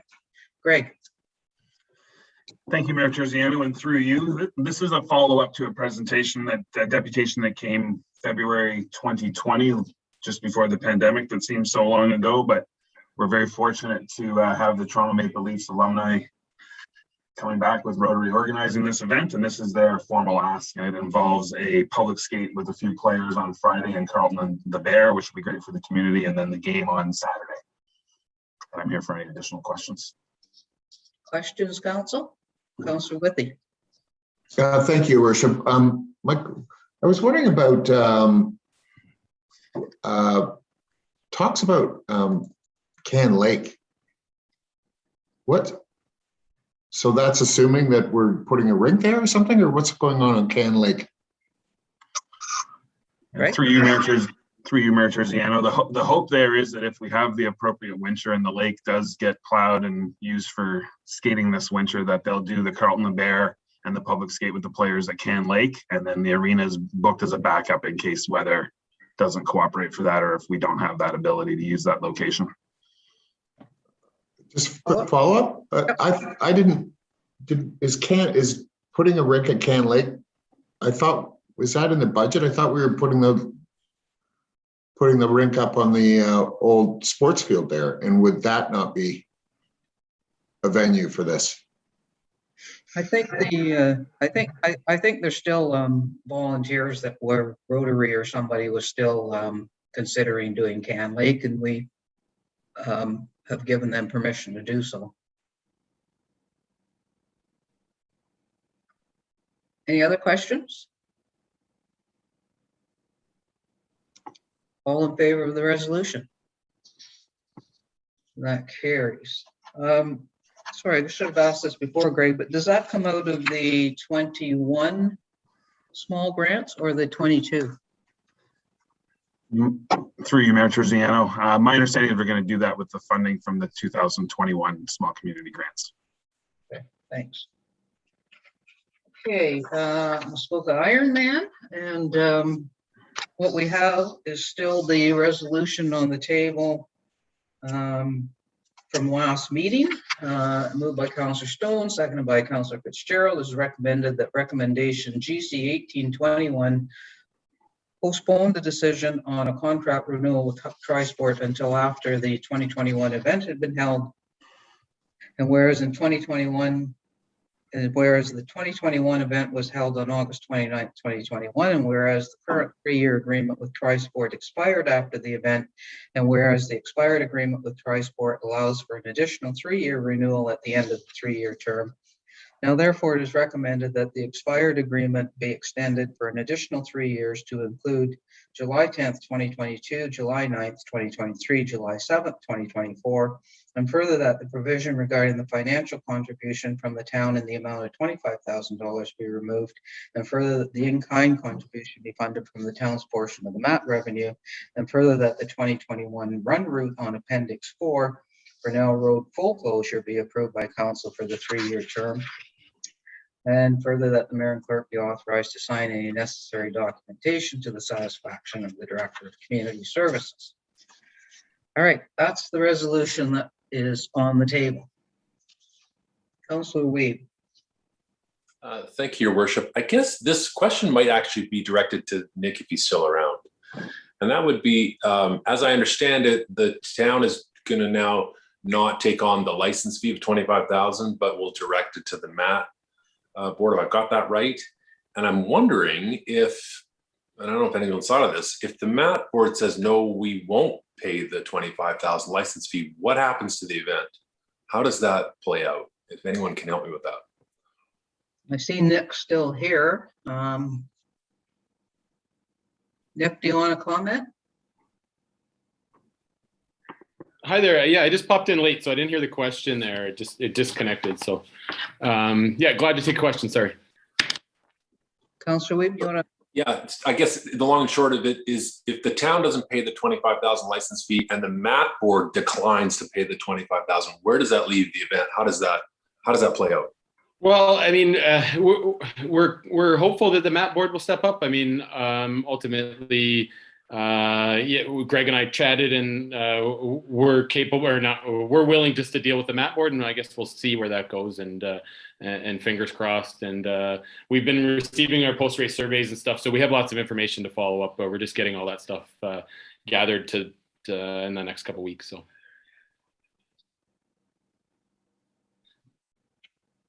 Hope that helps. Councillor Stone. So. As much as I do support this event, and I think it is a important economic driver, I didn't say it earlier, but I'm disappointed it's not moved into a shoulder season, but I do understand why. And as long as there's no full road closure and no, you're not closing the main street either, I can go along with this. But I do agree with your worship that I'm not prepared to jump into it. Burden the next council, as you mentioned as well. So I hope there's a motion prepared to state that we'll support it, but and review it again next year. Councillor Withey. Thank you, Worship. And further to Councillor Weeb, it sort of strikes me that we're making a decision and leaving the decision up to the MAT board. I'm thinking that shouldn't we know what the MAT board is willing to do or not before we go down this road? It's like we're making them make the decision. I'm not very comfortable with that, I have to say. I would like to have some clarity on what the MAT board's willing to do here. Because if we vote to go ahead and then they say no, then we're going to be back talking about something else again. And this doesn't make sense to me. We need to have all this information up front. Actually, this resolution has the $25,000 removed as a town responsibility. The organization, the Trisport organization, can go to the MAT board and apply for funding. If the MAT board refuses them, our new agreement with the MAT board is that they're not to come back to the town. We don't fund things that the MAT board turned down. So it's not really on ours. When we take it out of our resolution, it's not really on us any longer. We're approving the event, not the financing, other than the in-kind. Go ahead for follow-up. Yeah, thanks for that. But I still think that, why don't we know this now? Has no one spoken to them about this to get a sense of what they're willing to do? I mean, it seems to me it'd be a pretty quick question to them. It's kind of the chicken and the egg. If we don't approve the event, there's no point for the event to go to the MAP board for funding. Yeah, I guess I don't agree with that. I think this is a piece of information I would like to know, but anyway. Councillor Thompson. Yes, thank you, Your Worship. Yeah, I'm not overly concerned that the MAT board will turn this down. After all, it's sort of what the whole establishment of this situation was about and supporting these events. So I'm not too concerned about that. I do have a problem though with the 1 year of this agreement. I think it's probably more appropriate from the Trisport people to have a 3-year agreement. I'm sure they would appreciate that much more. So I'm more in favor of this being a 3-year deal. And you know, in terms of us not making decisions for future council, I mean, I don't really buy into that. We do that on a fairly regular basis with different things. So I'm not overly concerned about that. They can make that decision themselves if they have a problem with it in 2023 or whenever it would be. So I'm not in favor of this being a 1-year deal. Deputy Mayor Alpha. Thank you, Your Worship. I'm kind of echoing Councillor Thompson in this meeting, but I am looking at the issue around the MAT revenue, and the way I'm reading it, it says, and further that the in-kind contribution be funded from the town's portion of the MAT revenue. So the MAT board is not really, I don't think is going to say, tell the town what they can do with their portion of the MAT revenue. So I don't think that's as big an issue as a couple of the other councillors are making of it, unless I'm misreading it. Well, there's two. So I agree. I concur with Councillor Thompson on that. If it's the only resolution that we do this on a 1-year basis, I will support it. But I would prefer, just my personal view, that I don't see an issue with making a 3-year commitment. I don't know how you worded it earlier, Your Worship, but you did make reference to the fact of agreeing in principle to a 3-year renewal, but with a 1-year presentation, you know, 1 year, whatever we're doing right now. So I'm not quite sure what that wording looks like, but I would like to put on record that there is in principle, a 3-year commitment. Okay, two things there, and one, and yeah, a commitment. A commitment. We often commit future councillors or future councils. I'm comfortable with a 3-year commitment. I'm not comfortable with signing a 3-year contract, because once the contract is signed, then, you know, regardless of what happens to the event, we have to find a way to make it work. So, you know, I think it's still a good deal. I agree with Councillor Thompson that the Trisport or the would prefer a 3-year, but I think on behalf of the town, a 1-year signed contract is more prudent. So in response to that, as far as the money goes, there's two amounts of money. There's a cash outlay, which the town is no longer committing to. That would be a commitment of the MAT board, or there would be no cash outlay. The in-kind commitment, the town is still committing to. Councillor Armour. Thank you. I'm just a little surprised the way this is going, because at a meeting a month ago, I think we had 100% of us refusing Ironman altogether. But anyhow, I've heard loud and clear from my constituents that they feel that the Ironman's outlived its need for us, and especially in July when we have lots of heads in beds then.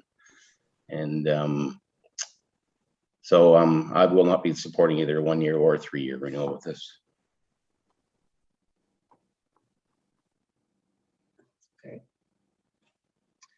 Any other questions? Councillor Thompson. Just a comment with regards to Councillor Armour. I don't think you're quite correct, Councillor, in saying that council was felt unanimously around mass that this was not a good deal. I think it was with regards to the road closure that we all agreed we were not in favor of. So I think that would be more of a clarification for that particular situation. Councillor Armour? I believe dates were also part of that, Councillor Thompson, but whether or not I cannot support it. Councillor Weed. Thank you, Worship. I guess I'm wondering if, given that there's still a little bit of up in the air when it comes to the route in terms of construction and what's happening there, how can we guarantee that there won't be a full road closure? Because as Councillor Armour just stated, I think another full road closure would put me at 100% against the event. That would be just a non-starter, I think, for me.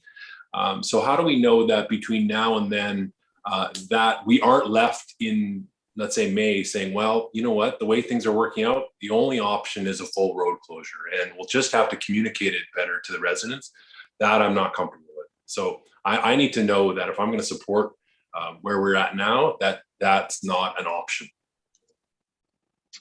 Okay, can I maybe just get the clerks to put up an amendment to this motion, because we have to definitely take the 2021 route out of this motion. I think we have some amendments prepared. Crystal? Yes, so through you, I have prepared a motion or an amending motion, but just to make it easier, so you're not reading kind of what's going in, what's going out, I've done a red line version for you to all review. Okay, if you can put that up on the screen, we'll have a look at that and then we'll go back to questions.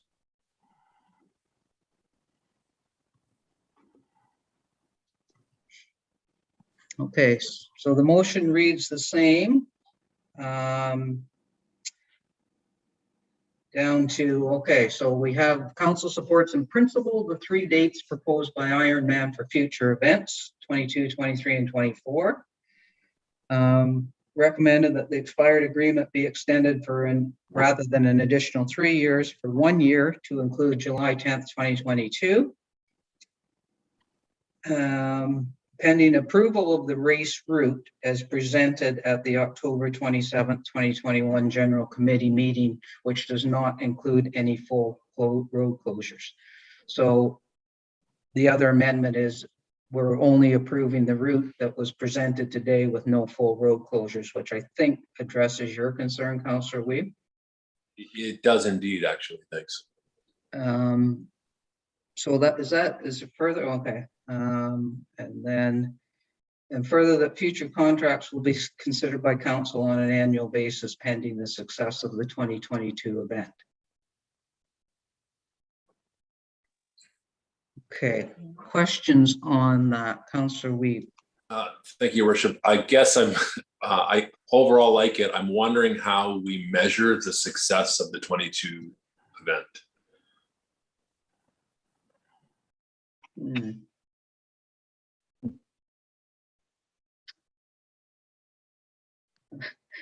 I guess we would almost review whether there were any problems with the 2022 event. Maybe success isn't the correct word. Depending how your election results are looking. I'd ponder that one for a minute. Councillor Fitzgerald. Thank you, Worship. Yeah, I support the motion in principle. Interesting wording that I didn't realize before was the $25,000 contribution is coming from the town's portion of the MAT. So this, in fact, is going to reflect the $25,000 reduction in our expected revenue from our MAT portion. No, the $25,000 will not be coming from the town of Huntsville, period. The in-kind contribution, which is the use of the Summit Center, et cetera, will be coming from our MAP money, which is where it comes from now. Thank you for clarifying that. Okay. Just back to Councillor Weeb's, maybe that line should read pending a review of the 2022 event rather than the success. Would that make more sense, Councillor Weeb? I guess it's a tough one, right? Because I don't know how you measure, even if you review it. I mean, if we were based on this last year's event, what would we say? Would we say that was a success, or would we say that, boy, I took it on the chin from the constituents? You know, it's how do you measure it? So I guess if there's a review and an update saying that the communication went off well, the residents were reasonably happy with how things unfolded. The feedback from the businesses was positive. I mean, I don't know how you weight them all, but I think we'd certainly have to have some sort of a recap in August, maybe of next year, to give them enough time to know that the 2023 event is a go, because we're kind of late in the game in October right now. I think if we could do this in August next year, we would have a much better sense of how things played out, and get our feedback would be fresh, and we would know if in fact renewing for 2023 was the right move. So I'm overall, I guess I'm pretty comfortable with it, as long as we can have this, you know, a 20-minute debrief in August next year. Well, actually, that's a good point. And I think maybe in fairness to the organizers as well, the event is in early July. We could actually put in the resolution that the review and the commitment for the following year is done within 30 days of the end of the event. And then it would actually happen at the July meeting, and it would be very fresh in everyone's minds. Councillor Armour? Thank you. I guess I have one question for Nick. If it'll be an election year, and when would he need to know about the 23 commitment from a new, possibly a new council, lots of new faces? I don't know. Does he have an answer for that? Because really, we go into lame duck, and then it won't be till January where the new seats are there.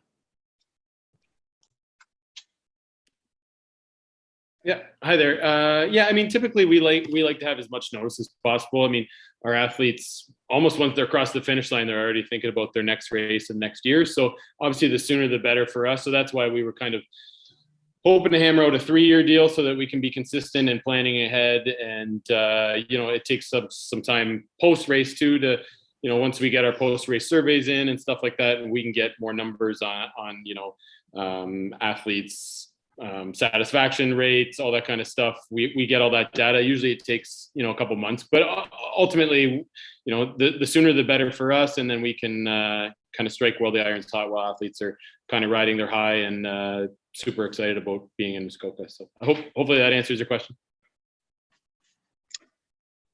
CAO? Thank you, Madam Chair. So just, you know, when I hear committee talk about election and potentially lame duck, and it sort of raises a few red flags in my head, and the ability that this council will have to make decisions based on different periods of time in an election year. And if there's a commitment to make that decision in January, or sorry, in the end of July, I guess, Madam Chair, if I could just ask the clerk to maybe pop on to see if she sees any concerns with making a commitment to making a decision in this regard at that period of time. Because alternatively, I believe during a lame duck council, certain decisions are delegated to myself. And I think we should probably make sure that committee has the ability to make this decision under a lame duck if possible.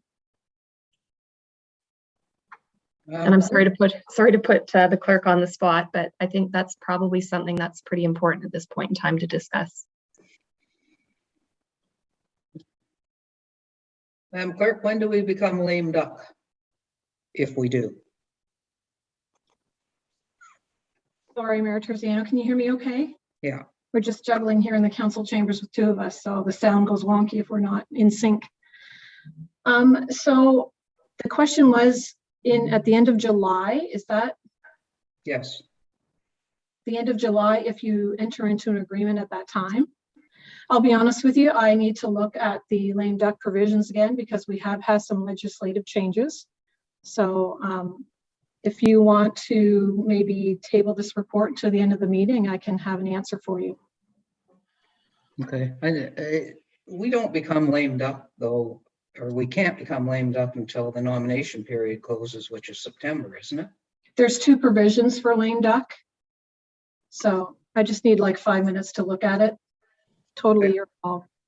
Okay, you go ahead and look at it and we'll set this aside for a few minutes if we need to. Is there any further questions, Counsel, on what we have before us, which I guess at this point is the amendment? Okay, I'm going to set it aside and go on to another piece of business, and we'll come back after the clerk's had a chance. Councillor Armour, did you have another question before I move on? My only question is, do we have to have the other 2 years in this as principal? If we're going to sign a 1-year contract, can we just not sign a 1-year contract and then let the new council decide what's going forward? Do we need those 2 dates in there as principal? That's my question. And I suppose we probably really don't. When we come back, we can amend that if need be. Councillor Alcott? I can wait if you want, because I was just going to, thank you, Your Worship. I was just responding to that, and maybe we don't have to. I would prefer, and I don't think there's any problem with our council if this was confirmed, that we're providing direction to the incoming council that we thought that a 3-year commitment, and that's in principle, is a good thing. I don't think we're not committing the incoming council. I get the whole issue around lame duck, and so I'm interested to hear that. But to me, I think it is important to keep it in that this council believes that having in principle a 3-year commitment on the books is a good thing. So from my perspective, I prefer to have that in. Okay. Just while we buy a few minutes time, we're going to move on to new business, which the 7.1 is the River Mill Park washrooms. And I asked to actually have this on the agenda so that we can provide some direction. Our one thing, our lease for the River Mill Park washrooms in the Coldwell Banker building are up in June of this coming year. So we have to decide what to do about those. And I thought it was time, because the lease was coming up, that we also have staff revisit a report on what it would take to actually have washrooms in the park. We've had a lot of complaints about people using the bushes for washrooms, about the time that washrooms are open, the time that they're closed. It just seems that the washrooms in the Coldwell Banker building are not really servicing the park as well as we might be able to do something that's better. And as our contract's up in 6 months, we should be looking at it. So I guess we probably, MTO, do we need a resolution to direct staff to come back with this report? Or, I mean, I know there's been reports in the past, but we need something new and fresh. Thank you, Madam Chair. So just a couple things. I think with respect to the current agreement with Coldwell Banker in the chamber, or it's located in the old chamber building, the washroom, it does expire the end of June. So there'd have to be some discussion on that come forward regardless. But it probably wouldn't be until, I would imagine, after budget is set. So council, we definitely can have staff bring a report back and bring back some of that old information that had been gathered with respect to the construction of the washrooms. There was discussion of a porta potty at one time in that location. So yeah, I would definitely think it would be of value to have a resolution directing staff to come back with some proposals regarding washroom facilities to serve River Mill Park. And then secondary would be the hours of operation for the public washrooms, I believe, which Councillor Stone probably wishes to speak to in regard to the hours of operations of businesses versus the opening of those public washrooms. So I think a simple resolution, if the desire is there, to direct staff to come back with a report on recommended options for washroom facilities. Okay, I'll ask the deputy clerk if they can draft that up and we'll come back to that in a few minutes as well. Councillor Thompson, did you have a question? No, just a comment, Your Worship. Thank you. Yeah, if this discussion is going to, or this resolution going forward is going to deal with possible leases and so on and so forth with Coldwell Banker, then I would be backing out of that discussion. I had no idea that that this was the direction this particular item was going to take, or I would have declared a conflict earlier. So when we get around to that, and if it does, if the request going forward to staff is to also look into the leasing aspect of it, then I will be backing out of that particular discussion, Your Worship. Thank you. Of course, thanks for that. Councillor Stone, did you want to speak at this point? This is the only item we have on about washrooms. I think you wanted to speak about the downtown washrooms and the hours of operation. I did. So we had a pilot project that the washrooms would be open 7 days a week until Thanksgiving. And then they were closed last weekend, and there was I got a lot of emails and calls from business owners saying the washrooms aren't open. So anyways, here we are today, and Simone has said that they can react very quickly if we wish the washrooms to be open 7 days a week. There's been discussion about what does that look like? Is it 24/7, 7 days till 9 o'clock every night? Personally, I don't think 9 o'clock at night in the middle of February is appropriate. But what I would hope that we could do is have a much more fluid time schedule for the openings and closings of the washrooms, whether it be both washrooms or just the one at Town Hall. Regardless, I think it's really important that we have at least one open 7 days a week. But I would like it timed with the operations of most of the merchants. The restaurants, they have their own washrooms for their patrons, but everyone else downtown, whether they be visiting the park or a retail store, there aren't always washrooms. So I'm thinking if they can work in conjunction with the BIA saying we're open till 9 o'clock all summer long, cool, maybe the washrooms will do that. Reduce the hours for, after Thanksgiving, maybe the 2 weeks before Christmas, they have later hours too. But if we could achieve some very fluid time frame for 7 days a week, it would be much appreciated. Excellent. I got the emails on the weekend as well and talked to the CAO, and the CAO is going to talk to Director Babineau, and we're going to get consistent hours for the washrooms to be opened and make sure the BIA members know which washrooms are open, when they're open, where to send people, and we'll keep that schedule. Deputy Mayor Alcock. Thank you, Your Worship, and thank you, Councillor Stone. I think that absolutely support what you're saying. As the mayor alluded to earlier, we have more activity in Rivermill Park, and in the summer it's just booming down there, and people don't even know that the washrooms exist, so they're using bushes. That's not great. So anything that would alleviate that and take some of the stress off that, and I totally agree, every downtown should have accessible public washrooms, especially when the businesses are open, and it just seems like a standard basic thing. So totally agree, and I'm really happy that we're going to have some movement on that. Councillor Weed? Okay. All right. Let's go back to the clerk. No, we're going to the deputy clerk. You got the resolution for the washrooms. I have a draft resolution, yes. Okay, throw that up for us. And Madam Chair, I apologize. I was just trying to tweak that motion that the deputy clerk sent through to me, but I couldn't type quick enough and send it to you. So I do have some added comments, if I may. Okay.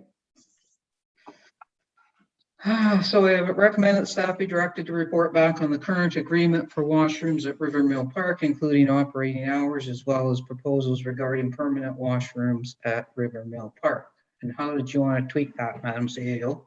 Thank you, Madam Chair. So I think just with respect to the wording of permanent washrooms, I think there might be, it might be a great opportunity for staff to provide options regarding all options, whether that's a porta potty, a permanent washroom.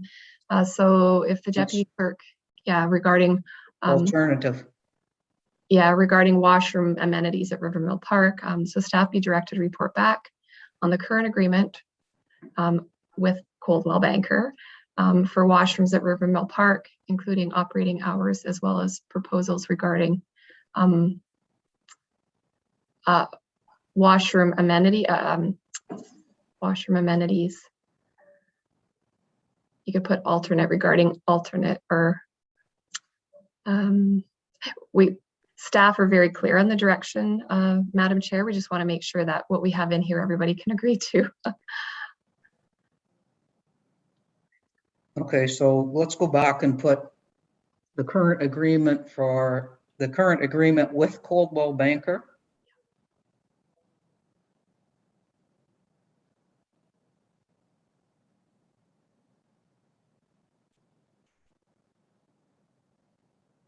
And then as well as proposals regarding alternative washroom amenities, and then take out the final washrooms in that line, and we should be good to go. Perfect. Is there a mover and seconder for that? Councillor Stone, I see you have a question. Can you move it though? Or? I'm happy to move it, but I do have a question. We're talking about two different things. We're talking about the washrooms at Coldwell Banker, and we're talking about the hours of operation to open and close the washrooms.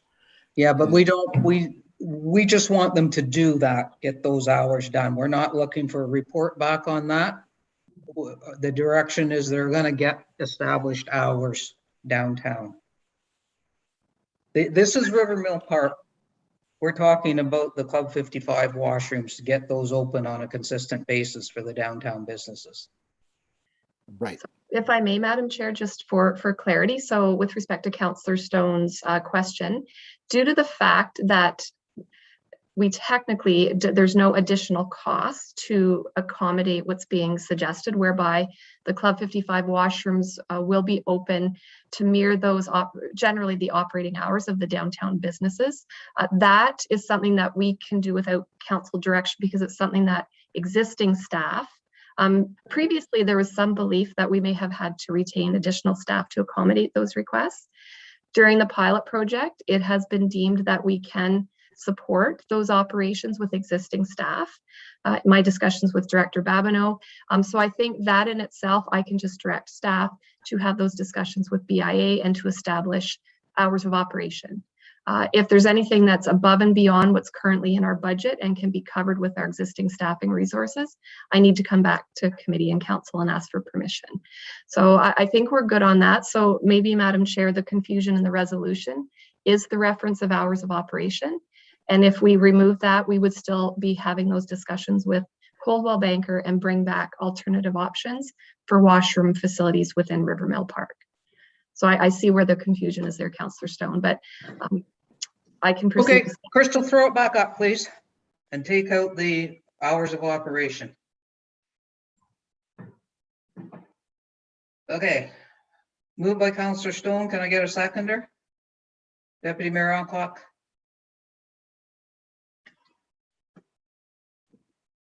All in favor? I can't see the screen. Okay, and that carries. Thank you. Let's go back to the Ironman resolution. Tanya? Thank you, Mayor Terziano. So there are two, as I noted, there's two lame duck periods. One is August 19th. That's the end of nominations at 2 o'clock that day, and that runs until Election Day on August 24th. And then, or pardon me, October 24th, and then October 24th until the end of the term of council, which is November 14th.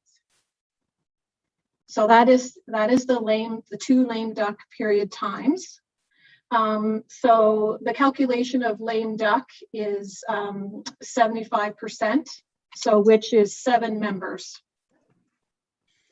So council, that simply means we either need to make a decision on the 2023 Ironman before August 19th, or it doesn't get made until after the new council is sworn in on November 14th. So does council have a preference? If I may, Mayor Terziano, I'll just add one little other information piece. There are four actions that can't be done unless delegated. The disposition of real or personal property of the municipality which has a value exceeding 50,000 at the time of disposal, and any expenditures or incurring any other liability which exceeds 50. However, if it is in the recently adopted council budget before nomination day in the election, we don't think these would be an issue. So it just depends on councils how they do that. Thanks, Tanya. Can somebody put that amended motion back up and we can go back to discussions?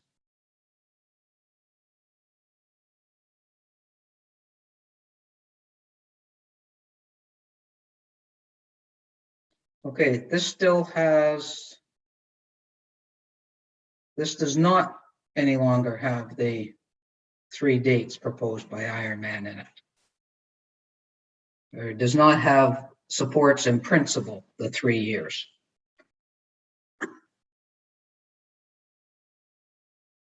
Okay, can you take that down for a second so I can see council questions. Deputy Mayor Alcock. Thank you, Your Worship. And I don't know, maybe there isn't any appetite around the council table, but as I said earlier, I preferred the support in principle from this council. All it is direction. It's not tying the next council to it, but at least it says this council thought it was important, and that's all. So, as I said, don't know if there's appetite, but I would prefer to see that back in. Okay. I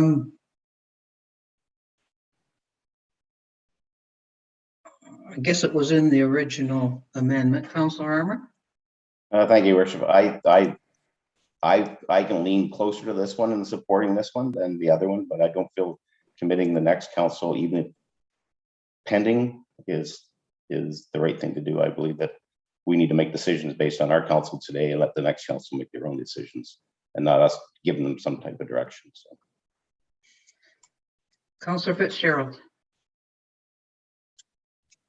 I agree with Councilor Armour.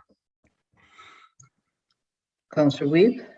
Thank you, Your Worship. So that in fact then today we would decide on committing to a 2-year agreement, because it's going to be our council deciding next August what happens in 2023. So we could saw this in half sort of and commit to get the 2 years in, because there's no way that anyone's making a decision in December or January for the following Ironman that year, right? So it's going to have to be this council that commits at least 1 year of Ironman to the next council. So I don't know if we can sort of thread that needle or not, but that's kind of the reality of it, I think.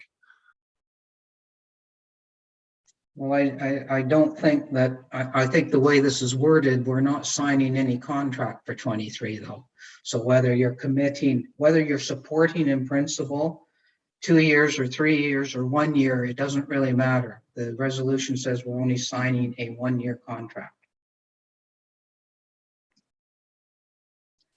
I'm going to get Crystal, throw the resolution up once more, and I think it should probably be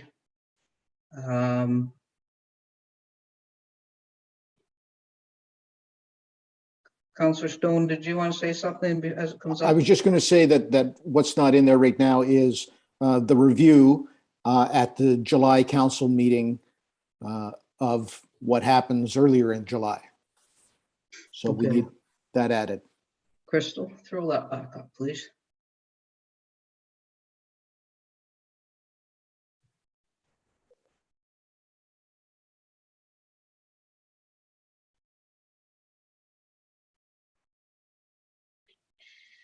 And I think we need to go right down to the bottom part that had that.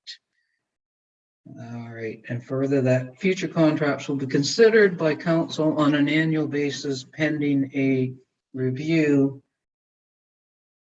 and pending a review in July 2022 of the 2022 event. Okay, so that pretty much has us reviewing it in July and making a decision for the future year.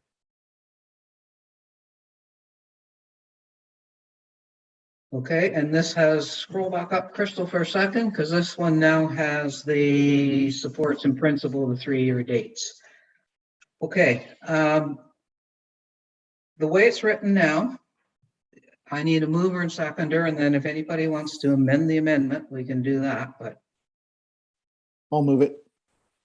Councillor Stone move it, Deputy Mayor Alcott will second it. So I guess we better read the amended motion, or we better see the amended motion, Crystal, so it's clear to everybody. And I'm just going to give everybody a chance to read that, then I see questions, okay? So it's recommended the following paragraph be added. Council supports in principle the 3 dates proposed by Ironman for future events in 22, 23, 24. And further that the following be struck out, 3-year and replaced with 1 year.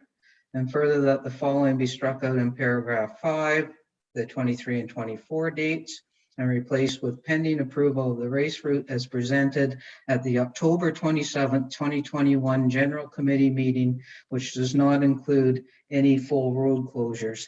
I think, Crystal, in there, it should say the race route, and it wasn't actually numbered in the report. So maybe in brackets, get the actual number, because there's about 3 or 4 race routes in there. And that the following.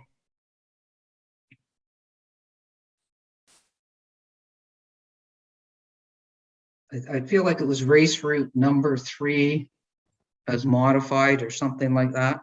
Madam Chair, it was race route number 3, alternate, I think is what it said. Okay, so replace with pending approval of the race route number 3. Would you say, Denise, as I think it was either alternate or alternative. I think it might have been alternative, route 3 alternative? So the seats team still has to approve that. And further, the following paragraph be struck out, the 2021 route appendix 4 Brunel Road full closure be approved for the 3-year term. So that's gone and replaced with, and further that future contracts will be considered by council on an annual basis pending the review of July 2022 of the 2022 event. Okay. Now questions, Councillor Armour. Thank you, Worship. I'm just curious. This year, if we sign this 1-year agreement here and moving on to an election year next year, is this something we can add in our election ballots that go out to all the constituents in our area, whether they approve or disapprove of the Ironman in our community? Madam CEO, it's like a referendum, isn't it? Thank you, Madam Chair, but I'd like to pass that over to the clerk, please. Okay. Thank you, Chair Terziano. So council does have an option to put a question on a ballot. The question on the ballot has to be something that they have control over. So for instance, we can't ask something about healthcare because that's provincial, for instance. Whatever comes through at 50+1, you have to do. So you can't take that information and go, maybe not, you have to do it. So I will be coming actually with a report because there's a whole bunch of stuff you have to do if you want to put a question on a ballot.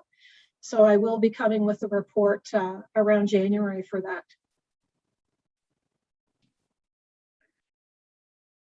Any other questions on the amended motion?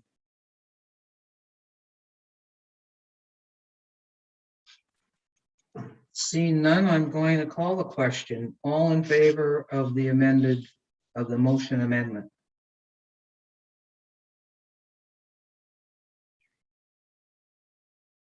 Opposed?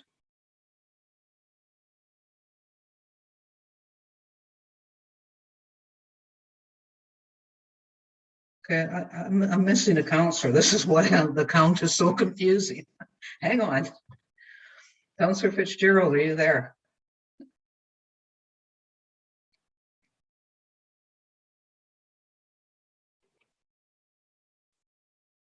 I couldn't figure out why the count was.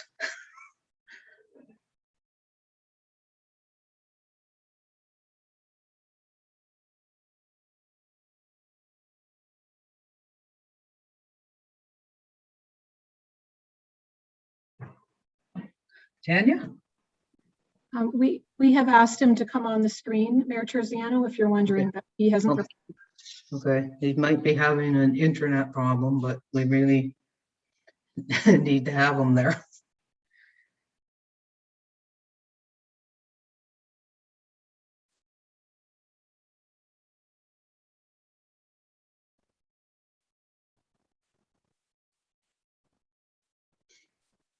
Councillor Fitzgerald?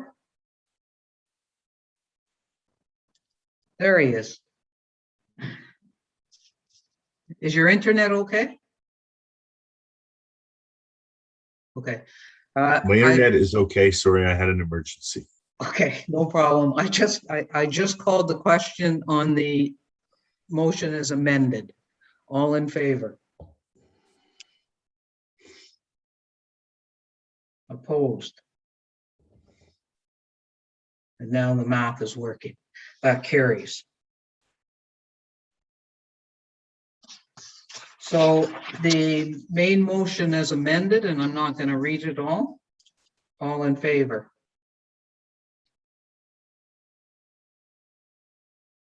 And that carries.